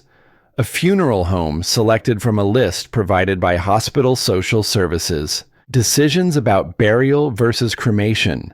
About service location and timing. About 1,000 details that felt simultaneously crucial and meaningless. By the time they left the hospital, night had fallen over Atlanta. Marcus carried Ivy through parking structures lit by sodium vapor lights, her exhausted body slack against his shoulder. Mr. Buttons remained in Eleanor's hospital room, a small brown bear keeping vigil beside a body that would be transported to the funeral home in the morning. Diane drove them to Eleanor's house, a modest craftsman in Grant Park that their mother had bought 40 years ago and slowly renovated according to her own exacting standards. They entered through the back door, finding themselves in a kitchen that still smelled faintly of Eleanor's coffee and the lavender soap she'd used for decades. Marcus settled Ivy on the living room couch. His daughter had finally fallen into the kind of sleep that follows complete emotional exhaustion, her face slack and peaceful in a way it rarely was during waking hours. He covered her with a throw blanket Eleanor had crocheted, then stood looking at her, marveling that she'd survived this day, this loss, this accumulation of trauma that would take years to fully process. Diane appeared with 2 glasses of whiskey from their father's ancient bottle, still half full, 15 years after his death. "Mom never drank it, said she was saving it for when you came home with good news." She handed Marcus a glass. "I think this qualifies. You made it here." She waited. "That's the best news there could have been today." They drank in silence, the whiskey burning paths down throats raw from crying. Then Diane said, "The desk. Mom told you to check her desk." Eleanor's home office occupied a small room off the main hallway, its walls lined with shelves holding architecture books and professional awards and framed photographs spanning 7 decades. The desk itself was clean, organized, the workspace of someone who'd maintained professional discipline until the stroke had erased her ability to work. Marcus opened the center drawer. Inside, arranged with obvious intention, lay several items. A sealed envelope with "For Marcus, to open after I'm gone," written in Eleanor's distinctive script. A small leather notebook. A folder thick with documents. And beneath everything, a photograph Marcus hadn't seen in years. Himself at age 7, sitting at this very desk, drawing buildings with the intense focus of a child who'd found his calling. He picked up the envelope, his hands shaking. Diane stood beside him, one hand on his shoulder. "You want me to leave you alone? Stay." Marcus needed a witness for whatever this was. He opened the envelope carefully, extracted 3 pages of Eleanor's handwriting, dated 2 months ago, before the stroke, when her mind had still commanded her body with precision. He read aloud, needing to hear the words given voice. "My dearest Marcus, if you're reading this, I've run out of time to tell you everything I wanted to say. I'm sorry for that. I'd hoped to have these conversations in person, to watch your face when I explained what I've been building, to see your reaction when you understood the magnitude of your own importance to me.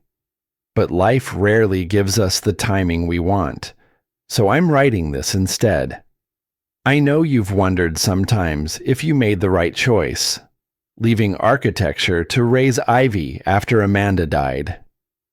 I know the world told you that you were throwing away your MIT degree, wasting your potential, giving up everything your father worked himself to exhaustion to provide. But Marcus, the world is wrong. What you gave up was a job. What you gained was a life filled with purpose and meaning and love that no building could ever contain. You are the best thing I ever created. Not the Georgia State Capitol, not the Atlanta Children's Hospital, not the Brennan Community Center, or any of the dozens of buildings that will carry my name long after I'm gone. You, and through you, Ivy, you are my legacy. I've spent the past 15 years building the Brennan Foundation because I watched you sacrifice your career for your daughter and realize that thousands of other parents face the same impossible choice every day: family or financial security, presence or prestige. No one should have to choose. So I built something that gives people options. The foundation currently holds $4.2 million in assets. After my death, that number will grow significantly through planned bequests and partnerships I've arranged. There's a board of directors, good people who understand the mission. And there's a position waiting for you, executive director, with full authority to shape how the foundation operates. I've watched you these past 3 years. I've seen how you've learned to build again, not with blueprints and steel, but with time and attention and the patient architecture of fatherhood. That's the expertise this foundation needs. Someone who understands what it means to choose people over profit, to measure success by presence instead of production. I won't force this on you. If you want to continue construction work, if you want to stay in Montana near Ivy's school and therapist, if you want to build a different life entirely, I'll understand.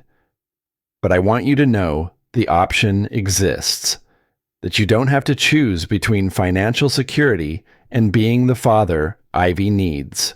There's more in the folder: financial documents, legal paperwork, letters from families the foundation has helped. Read them when you're ready. But first, I want you to know 3 things. 1, you made the right choice. Every day of the past 3 years, you've made the right choice. Don't ever doubt that. 2, architecture isn't just about buildings. It's about creating spaces where human dignity can flourish. You've been doing that for Ivy. Now you have the chance to do it for thousands of families. 3, I am so proud of you. Prouder than I ever was of any building I designed, any award I won, any recognition I received. You are my greatest work. I love you forever. Mom P.S. Harrison Whitfield has been a dear friend and colleague for 3 decades. Talk to him when you're ready. He has information about the foundation's growth strategy and some surprises I've been planning. Marcus's vision had blurred halfway through. By the time he reached the signature, He could barely see the page. Diane was crying silently beside him, her nurse's professional composure completely abandoned. He set the letter down and opened the folder. Inside were financial statements showing the foundation's assets, scholarship distribution records, testimonials from recipients, single mothers who'd been able to finish nursing school, fathers who'd accessed mental health services, families who'd received emergency housing assistance, page after page of lives changed by his mother's quiet, systematic generosity. And at the bottom, a separate sealed envelope with "Open this last" written across the front. Marcus's hands trembled as he broke the seal. Inside was a single page, a legal document dated 3 months ago. Letter of intent, Harrison Whitfield. Whitfield Architects upon the death of Eleanor Brennan. Whitfield Architects pledges $8 million to the Brennan Foundation for Dignity, bringing total endowment to $12.2 million. Additional pledges secured from partnering firms: Morrison and Cole Architects, $500,000, Atlanta Community Development Corporation, $1 million, and 15 other organizations totaling $3.5 million. Projected foundation assets, $15.7 million. Projected annual scholarship capacity, 250 to 300 families. Executive director position includes $120,000 annual salary, full health benefits for director and dependents, housing allowance, professional development budget, and decision-making authority over all grant distributions. This position has been created specifically for Marcus Brennan, should he choose to accept it. Marcus read the numbers 3 times, unable to make them feel real. $15 million. 300 families per year. A salary that would give him financial security he hadn't known since leaving Morrison and Cole. Health insurance that would cover Ivy's therapy and medications without the monthly panic of uncovered costs. His mother had built him an escape route from survival mode, a way to be present for his daughter while also doing work that mattered. A bridge between the life he'd been living and the life he'd thought he'd lost forever. Diane read over his shoulder, then whispered, "Jesus Christ." Mom was planning this for how long? Marcus flipped through the folder, finding earlier documents. Planning had started 2 years ago, shortly after one of his visits where Ivy had a panic attack in Eleanor's living room, and Marcus had spent 40 minutes helping her count through it, while Eleanor watched with the particular grief of someone who understood she couldn't fix this, could only witness. His mother had seen him struggling and decided to build him a ladder. They sat in Eleanor's office until midnight, reading through testimonials and financial projections and strategic plans. Marcus learned that his mother had personally interviewed every scholarship recipient, that she'd designed the foundation's application process to minimize bureaucratic barriers, that she'd created partnerships with employers willing to offer flexible schedules for working parents. She'd taken everything she'd learned from watching Marcus sacrifice his career and transformed it into infrastructure that would support hundreds of families facing similar choices. Personal experience converted into systematic change. That was architecture at its highest form, not buildings, but social structures that let human dignity flourish. Around 1 a.m., Marcus finally stood, his body aching from 38 hours without real sleep. Diane had dozed off in Eleanor's desk chair, her nurse's ability to sleep anywhere finally overcoming grief's insomnia. Marcus covered her with another of Eleanor's crocheted blankets, then returned to the living room where Ivy still slept peacefully. He lay down beside his daughter on the couch, wrapping one arm around her small frame. Through the window, Atlanta's lights spread across the horizon like constellations. Thousands of buildings housing millions of lives. each one navigating their own impossible mathematics of love and money and time. Somewhere in that city was Harrison Whitfield, the man who'd intervened at the airport, who'd pledged $8 million to honor Eleanor's memory. Somewhere was Tyler Blake, whose live stream had now been viewed by 4 million people.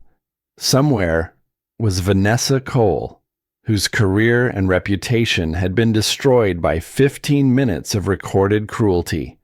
And here, in this house that Eleanor had renovated with her own architect's precision, Marcus held his daughter and tried to understand that his life had fractured and reassembled in the space of 48 hours. His mother was dead, but she'd left him a foundation, literal and metaphorical, on which to build something that would honor both her legacy and the choice he'd made to be present for his child.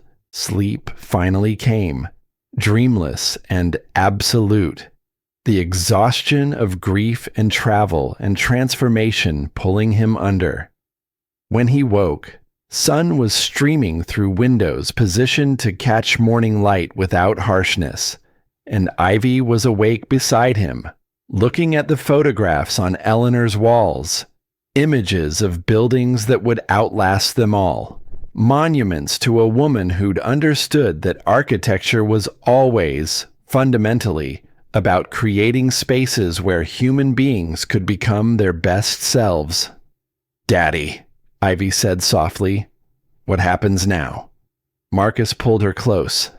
"Now we figure out what Grandma wanted us to build." 3 days crystallized into a blur of funeral arrangements and unwanted attention. Eleanor's memorial service packed the Grant Park Presbyterian Church beyond capacity, mourners spilling onto sidewalks to hear eulogies broadcast through hastily rigged speakers. Architects Marcus had never met stood beside scholarship recipients his mother had quietly supported for years, their grief forming unexpected bridges across class divisions Eleanor had spent her career trying to dismantle. Marcus delivered no eulogy. He sat in the front pew with Ivy pressed against his side and Diane holding his hand, unable to translate his mother's magnitude into words that wouldn't fracture under their own weight. Harrison Whitfield spoke instead, his voice carrying the practiced authority of someone accustomed to memorial services for the powerful. He talked about Eleanor's brilliance, her integrity, her refusal to compromise human dignity for architectural spectacle. He mentioned the airport incident without naming Marcus directly, simply noting that Eleanor's son had recently experienced the kind of discrimination she'd fought against her entire career. The church went silent at that. Every person there had seen the video by now. Tyler Blake's live stream had metastasized across every platform, spawning think pieces and cable news segments and hashtag campaigns.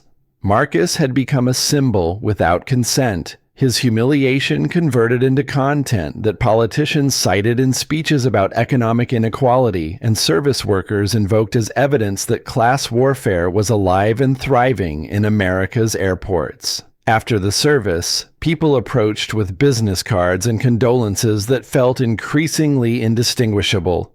Journalists wanted interviews. Attorneys offered pro bono representation for lawsuits Marcus had no intention of filing. A literary agent suggested a book deal. A producer mentioned documentary interest.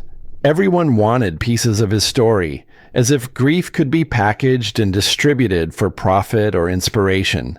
Marcus deflected them all with variations of, "I just buried my mother," until Diane physically blocked access, her ICU nurse instincts recognizing when someone had reached capacity and needed protection from well-meaning vultures. Only one approach penetrated his defenses. Margaret Chen appeared as the crowd thinned, her foundation director professionalism softened by genuine care. She handed Marcus a folder identical to the one Eleanor had left in her desk. "The board is meeting tomorrow at Whitfield headquarters, 2 p.m. Her voice held no pressure, just information. Your mother's will specifies that you have 90 days to decide about the executive director position.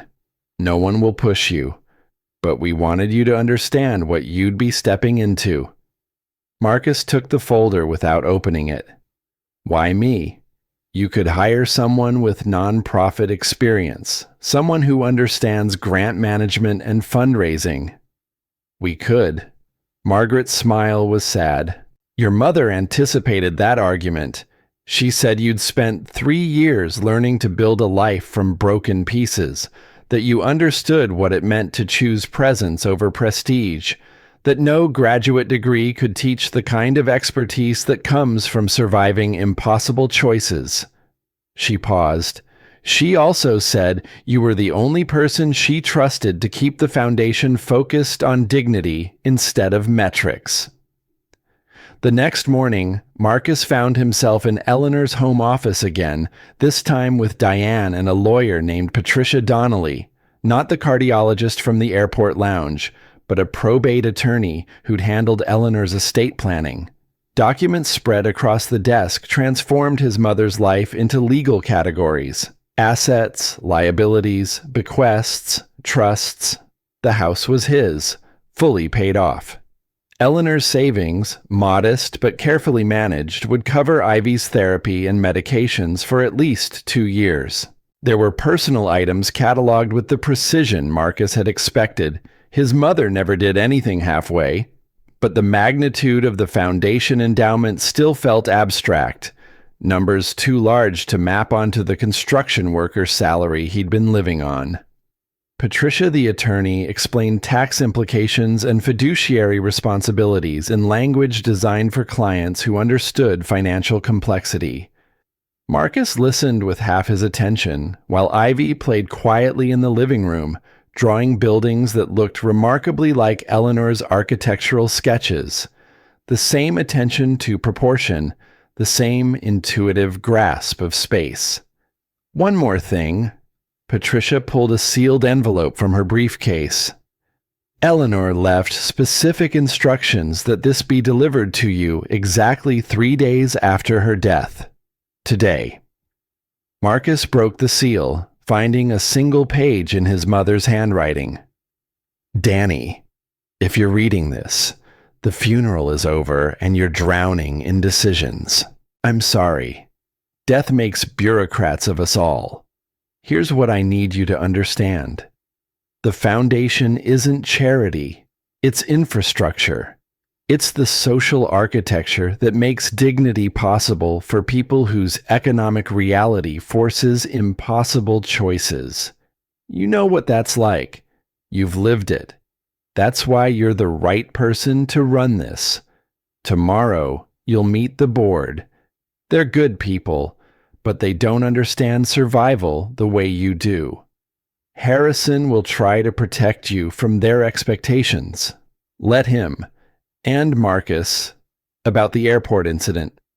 I've been watching it unfold online. I know you're angry about the attention, about becoming a symbol, but visibility is power. What happened to you happens to millions of people every day. The difference is, you had witnesses. Use that. Vanessa Cole destroyed her own career through prejudice. You have the power to offer her redemption. That's what dignity looks like. Not revenge, but the possibility of transformation. Think about it. I love you. Build something that matters. Mom. Marcus read the letter twice, then showed it to Diane. His sister's expression shifted from grief to something approaching awe. She knew exactly what you'd be thinking 3 days after her death. That's either brilliant or terrifying. Both. Marcus folded the letter carefully. She's asking me to hire the woman who humiliated us. She's asking you to be better than the systems that failed you. Diane's voice carried the particular insight of siblings who'd grown up watching the same parent navigate the world.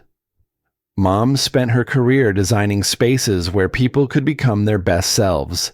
She's asking you to create that space for Vanessa Cole. The concept felt impossible and inevitable simultaneously.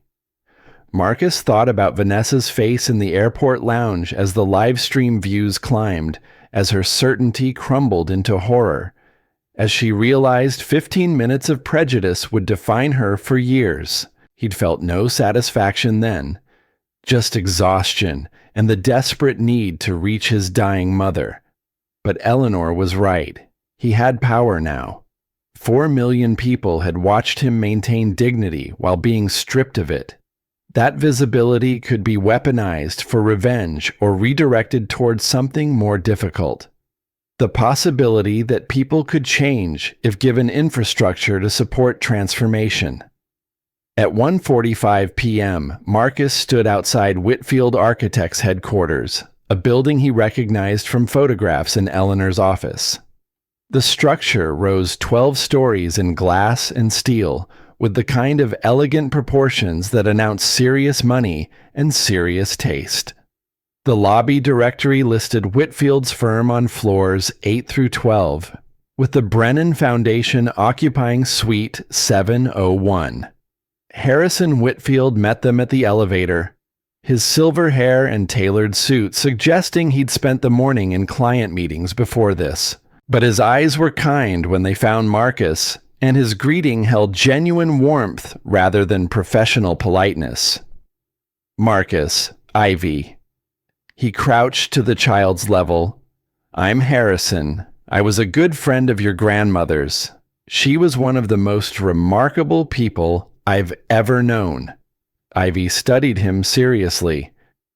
You helped my daddy at the airport when that lady was mean. I did, and your daddy handled that situation with more grace than most people could have managed. Harrison stood, gestured toward the elevator. The board is waiting upstairs, but first, I wanted to show you something. They rode to the 12th floor, emerging into a space that took Marcus's breath. The Whitfield Architects studio occupied the entire level.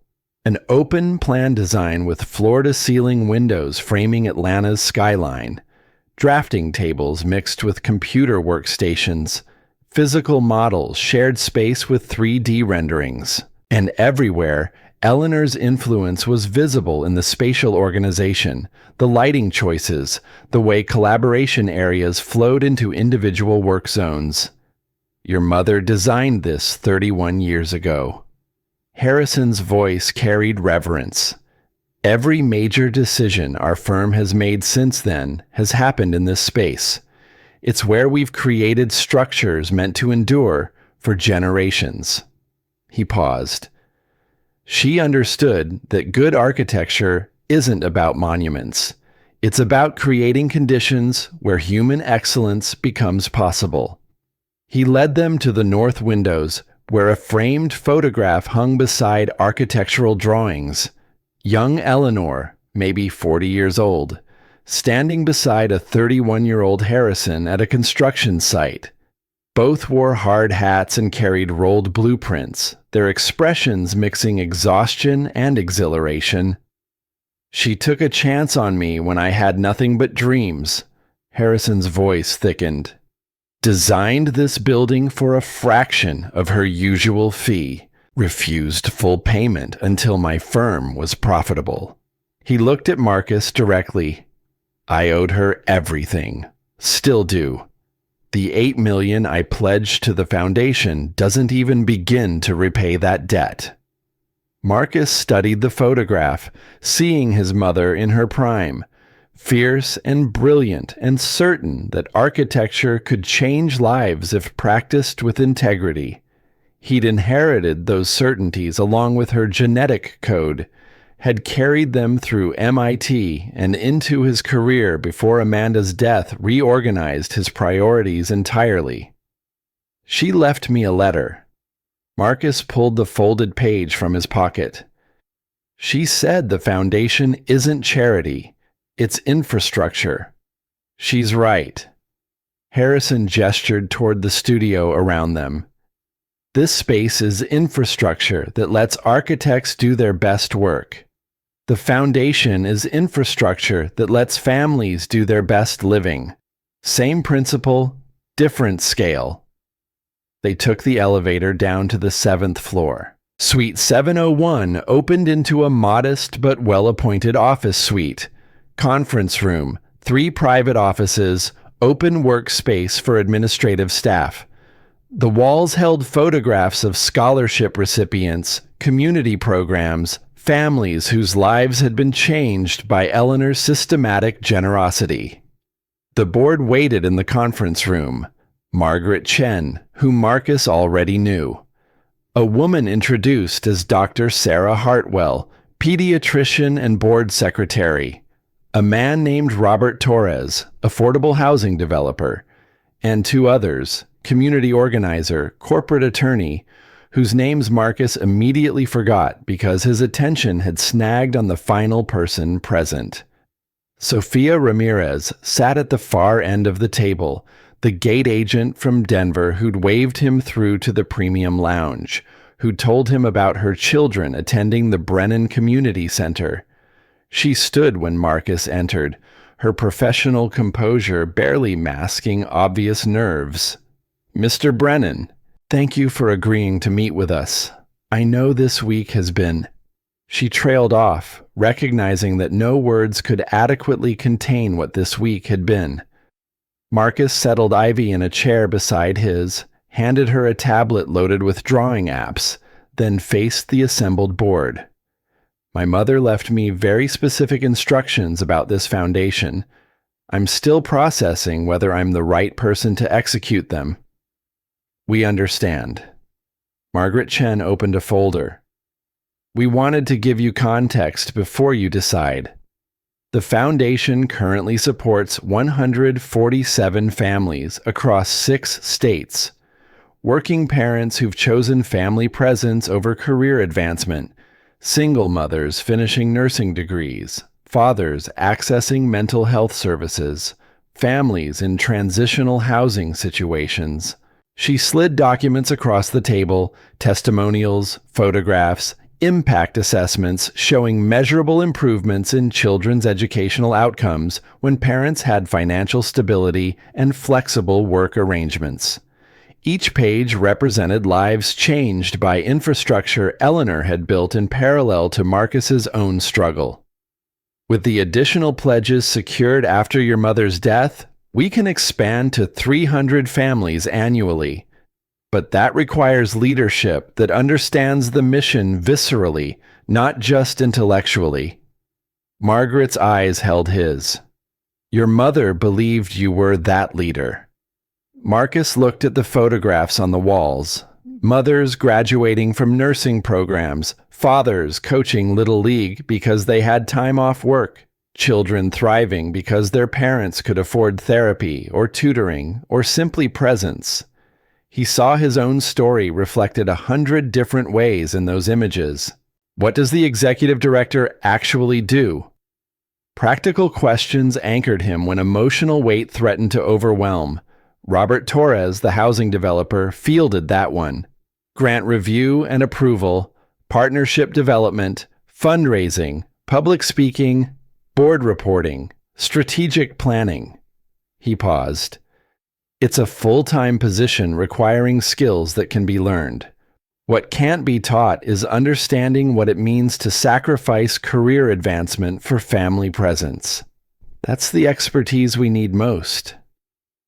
Your mother also specified something unusual in the foundation charter. Dr. Hartwell pulled out another document. A rehabilitation program for individuals who've participated in discriminatory practices but demonstrate genuine commitment to change. She envisioned the foundation not just supporting families, but also educating service industry workers about unconscious bias. The room went quiet.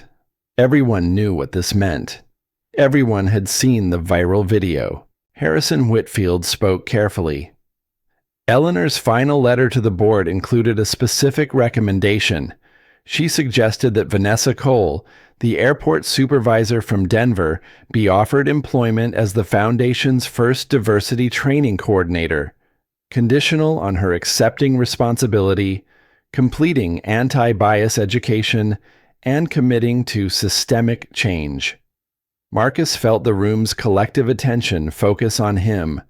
This was the test Eleanor had designed, whether he'd choose revenge or redemption, whether he understood that dignity meant creating space for transformation even for people who denied him that space.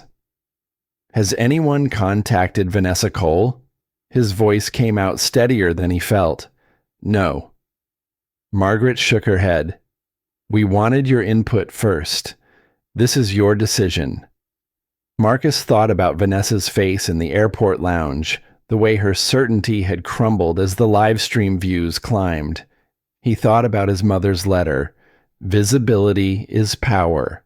Use that." He thought about Ivy beside him, drawing buildings on a tablet, growing up in a world that would judge her by surfaces unless people like him built infrastructure to challenge those judgments.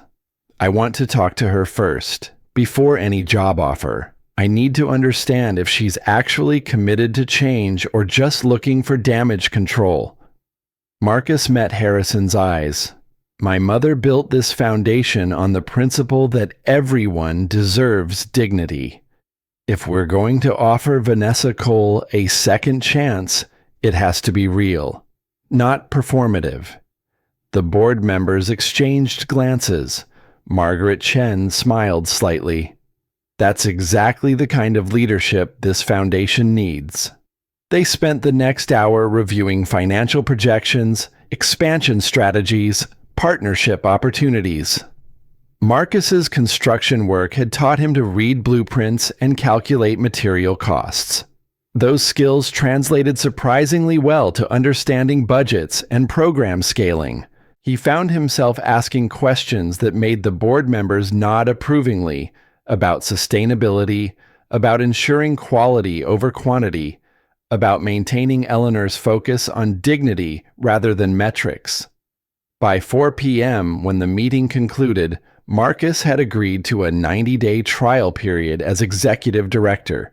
Salary, benefits, decision-making authority, all contingent on whether he could actually do the work. The board would provide support. Harrison would offer mentorship, but ultimately the foundation's direction would be his to shape. Walking out of Whitfield headquarters into Atlanta's autumn afternoon, Marcus felt the tectonic plates of his life shifting into new configurations.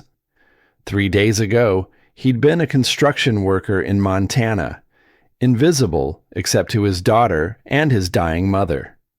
Now he was the executive director of a $15 million foundation, with the power to change hundreds of lives and the responsibility to honor his mother's legacy. Ivy slipped her hand into his. "Daddy, are we moving to Atlanta?" The question hit him with unexpected force. Moving meant leaving Montana, leaving the construction crew who'd given him work when he had no references, leaving the therapist who'd helped Ivy navigate her trauma, leaving the small apartment where they'd built their careful routine of survival. But it also meant Ivy would grow up near her grandmother's grave, near the foundation Eleanor had built, near the possibility of a life that didn't require choosing between presence and financial security.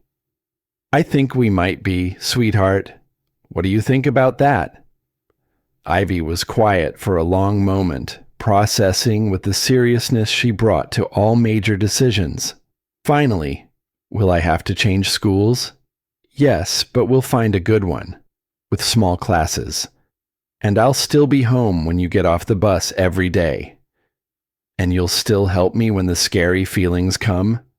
"Always. That's never changing, no matter where we live." Marcus squeezed her hand.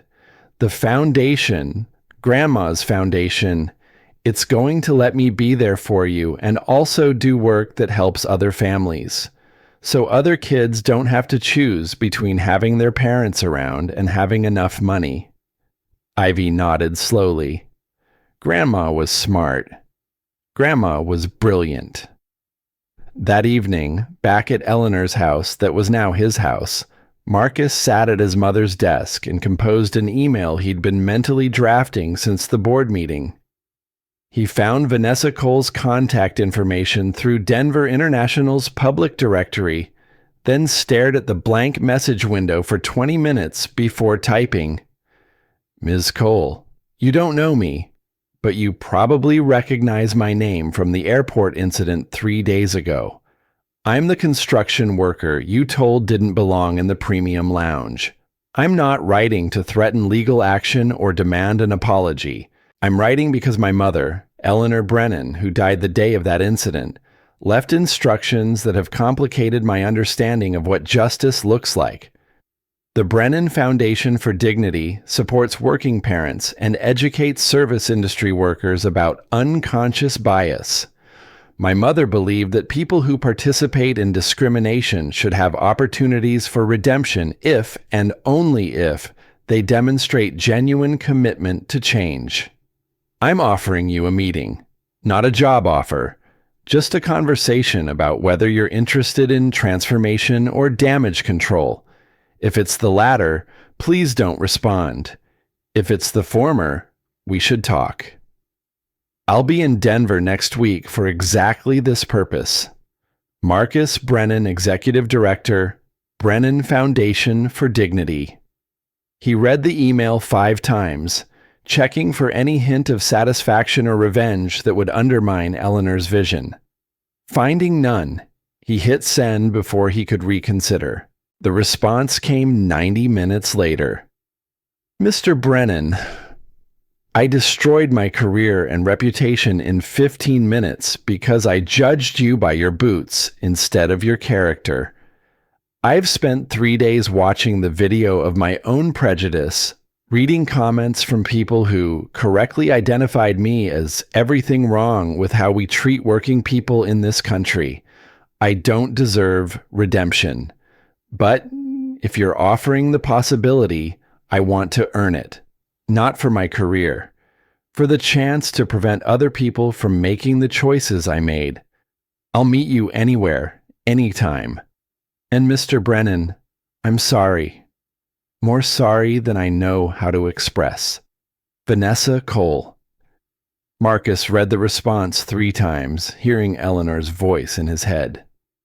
This is what dignity looks like. Not revenge, but the possibility of transformation. He forwarded the email to the board with a single line. "Schedule a press conference for next week. I want to make this public." The response from Margaret Chen came within minutes. "Marcus, we need to talk. Call me now." He dialed. Margaret answered on the first ring. "Channel 11 News got hold of your email exchange with Vanessa Cole." Her voice was tight. "Someone on our board leaked it. They're running the story tonight at 6 p.m., 2 hours from now. They're framing it as discrimination victim hires his abuser." Marcus felt ice settle in his stomach. "That's not what this is." "I know, but that's the headline they're using. We're getting calls from every media outlet in the Southeast. Tyler Blake is asking if the leak changes your plans. Reporters are camped outside Whitfield headquarters." Through Eleanor's window, Marcus saw a news van pulling up to the curb. "They found your address," Margaret said unnecessarily. Ivy appeared in the doorway, frightened by the commotion outside. "Daddy, why are there cameras?" Marcus pulled his daughter close, phone still pressed to his ear. "Margaret, move the press conference to tomorrow morning, 9 a.m. I'm not letting them control this narrative." "Are you sure? We could wait. Let this die down." "No." Marcus thought about his mother's letter, about visibility being power, about choosing transformation over revenge. "We do this on our terms, tomorrow. Tell Vanessa to be ready." He hung up and looked at Ivy. "Remember what Grandma said? About building things that matter? Ivy nodded. Tomorrow, we're going to show everyone what that looks like. Outside, camera lights illuminated Eleanor's front yard. The leak had forced their hand, but Marcus had learned something over the past week. Sometimes the hard path was the only path that led anywhere worth going. If his mother had taught him anything, it was that architecture required foundations before walls. The foundation for Vanessa Cole's redemption would be built in public view, with accountability and transparency, or it wouldn't be built at all. Outside, Atlanta's lights spread across the horizon like promises his mother had spent 72 years keeping. Marcus closed his laptop and went to check on Ivy, who'd fallen asleep on the couch surrounded by drawings of buildings that looked remarkably like Eleanor's designs. The resemblance wasn't coincidence. Architecture ran in their blood, the drive to create spaces where human dignity could flourish. His mother had done it with community centers and hospital wings. Marcus would do it with foundations and second chances and the systematic dismantling of prejudices that told people their boots mattered more than their character. He kissed Ivy's forehead and whispered words she couldn't hear but might someday understand. We're going to build something that matters, sweetheart, just like Grandma taught us. 1 week later, Marcus stood at a podium in the Whitfield Architects Conference Room, facing cameras from 6 news stations and reporters from a dozen publications. Ivy sat in the front row beside Diane, her small hands folded in her lap with the unnatural composure of a child who'd learned that sometimes adults needed you to be still while they did important things. To Marcus's left stood Harrison Whitfield, providing silent support. To his right, the Brennan Foundation board members formed a line of quiet authority. And at the back of the room, almost hidden behind a pillar, Vanessa Cole watched with the particular terror of someone whose redemption or destruction would be decided in the next 20 minutes. Tyler Blake's camera occupied the front row, his live stream already showing 15,000 viewers. The young man who'd accidentally documented Marcus's humiliation now documented his response with the same unflinching attention. Thank you for coming. Marcus's voice steadied as he began. 1 week ago, I was told I didn't belong in an airport lounge because of my work boots and dusty clothes. That incident was recorded and seen by millions. Today, I want to talk about what happens next. He paused, making eye contact with the reporters. My mother, Eleanor Brennan, died the day of that airport incident. She was an architect who designed buildings across the Southeast. But her greatest work wasn't structures. It was the Brennan Foundation for Dignity, which supports working parents forced to choose between family and career. Margaret Chen stood, distributing folders to the press. The foundation currently holds $15 million in assets. We provide scholarships, child care assistance, mental health services, and flexible work arrangements for 300 families annually. Marcus Brennan has agreed to serve as executive director, bringing his personal experience of sacrifice and survival to leadership. A reporter's hand shot up. Mr. Brennan, will you be suing Skylink Airlines or Vanessa Cole for discrimination? Marcus had anticipated this question. No. Lawsuits punish individuals. They don't change systems. What I'm proposing is transformation. He gestured toward the back of the room. Vanessa Cole stepped forward slowly, her face pale but determined. The cameras swung toward her, recognizing the woman whose 15 minutes of recorded prejudice had made her infamous. Miss Cole and I have spoken extensively this past week. Marcus's voice remained steady. She's taken full responsibility for her actions. She's completed 40 hours of unconscious bias training. and she's committed to spending the next phase of her career ensuring what happened to me never happens to anyone else. Vanessa stepped to the podium, her hands shaking slightly. I destroyed my own career through prejudice I didn't even recognize I held. Mr. Brennan has offered me something I don't deserve, the chance to transform my failure into education for others. Her voice cracked. The Brennan Foundation is creating a national training program for service industry workers. I'll be leading it. Not because I'm qualified, but because I represent exactly the kind of unconscious bias we need to dismantle. The room erupted with questions. Marcus raised his hand for silence. Dignity isn't about revenge. It's about creating infrastructure where people can become their best selves. My mother spent 72 years building that infrastructure through architecture. I'm building it through this foundation. He looked directly into Tyler Blake's camera.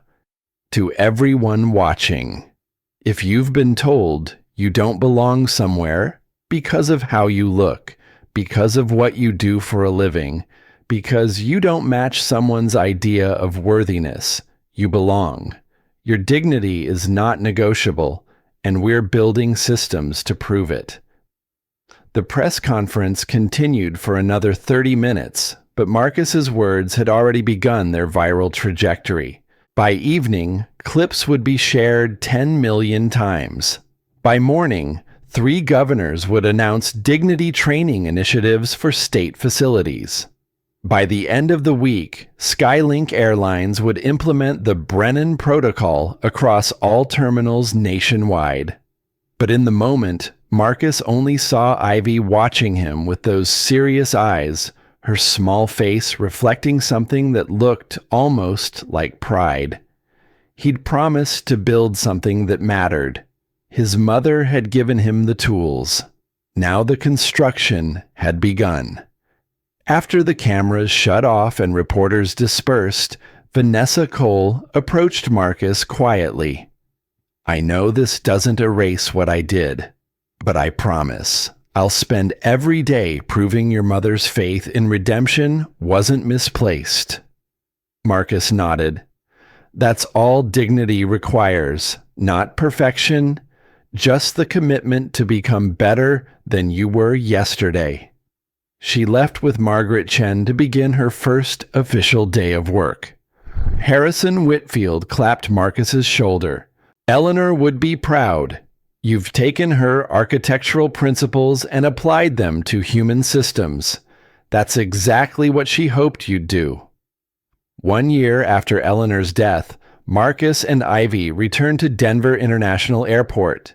The premium lounge had been renamed. Bronze letters above the entrance read, The Dignity Lounge, in honor of Eleanor Brennan, 1952 to 2024. Ivy, now 9, ran her fingers over a plaque mounted beside the doorway.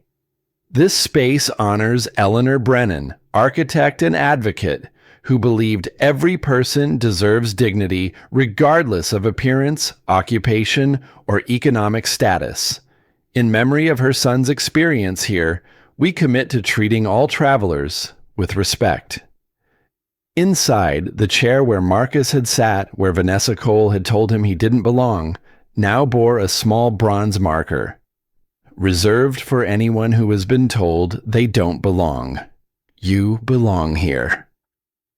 Sophia Ramirez, promoted to Regional Customer Service Director, greeted them personally. Mr. Brennan, Ivy, welcome back. How are things? Marcus asked. Sophia's smile was genuine. Discrimination complaints down 89% across all Skylink terminals. The Brennan Protocol training is now mandatory for every employee.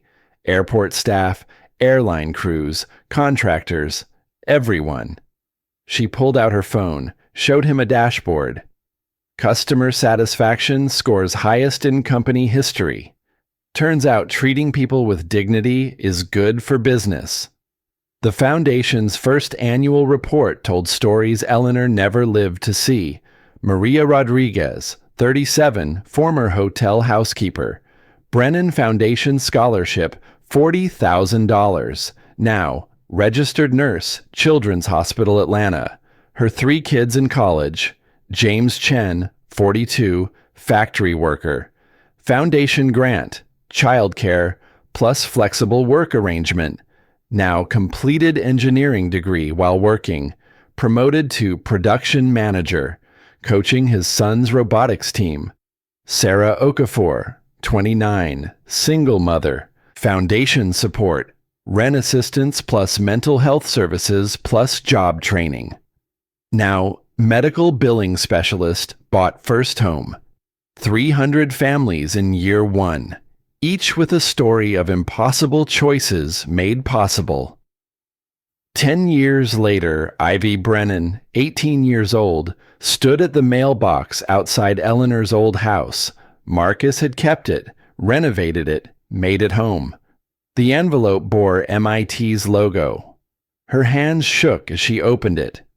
Massachusetts Institute of Technology School of Architecture and Planning, dear Ms. Brennan, we are pleased to offer you admission to the class of 2030 with full scholarship through the Eleanor Hayes Brennan Memorial Fund. Ivy didn't read the rest. She ran inside, found Marcus in his home office, still Eleanor's desk, now covered with foundation reports and scholarship applications. "Dad!" She thrust the letter at him. Marcus read it 3 times, his vision blurring. His daughter, MIT, full ride, following her grandmother's footsteps, but on her own terms. "Grandma knew," Ivy whispered. "She knew I'd do this. She designed it." Marcus pulled his daughter into a hug. "The Memorial Fund, she set it aside specifically for you, for when you were ready." They drove to Oakland Cemetery. Eleanor's grave was covered in flowers. Foundation recipients, former colleagues, families whose lives she'd touched.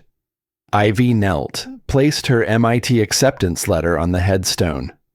"I got in, Grandma. I'm going to build spaces where everyone belongs. Just like you taught me." September 2030, Ivy walked through MIT's campus on her first day, backpack over shoulder, portfolio under arm. The School of Architecture and Planning rose before her, all glass and geometric precision. Inside the main hall, a wall of photographs honored distinguished alumni and benefactors. She stopped. Center frame, Eleanor Brennan, 1950s portrait, young and fierce. Plaque beneath, Eleanor Hayes Brennan, class of 1974. Distinguished architect and humanitarian, designed 47 major structures across the Southeast, founded the Brennan Foundation for Dignity, believed architecture exists to shelter human potential. You are the best thing I ever created. Letter to her son. Asterisk Ivy touched her grandmother's photograph, felt tears threatening. A professor approached. "You're Ivy Brennan." "Yes, ma'am."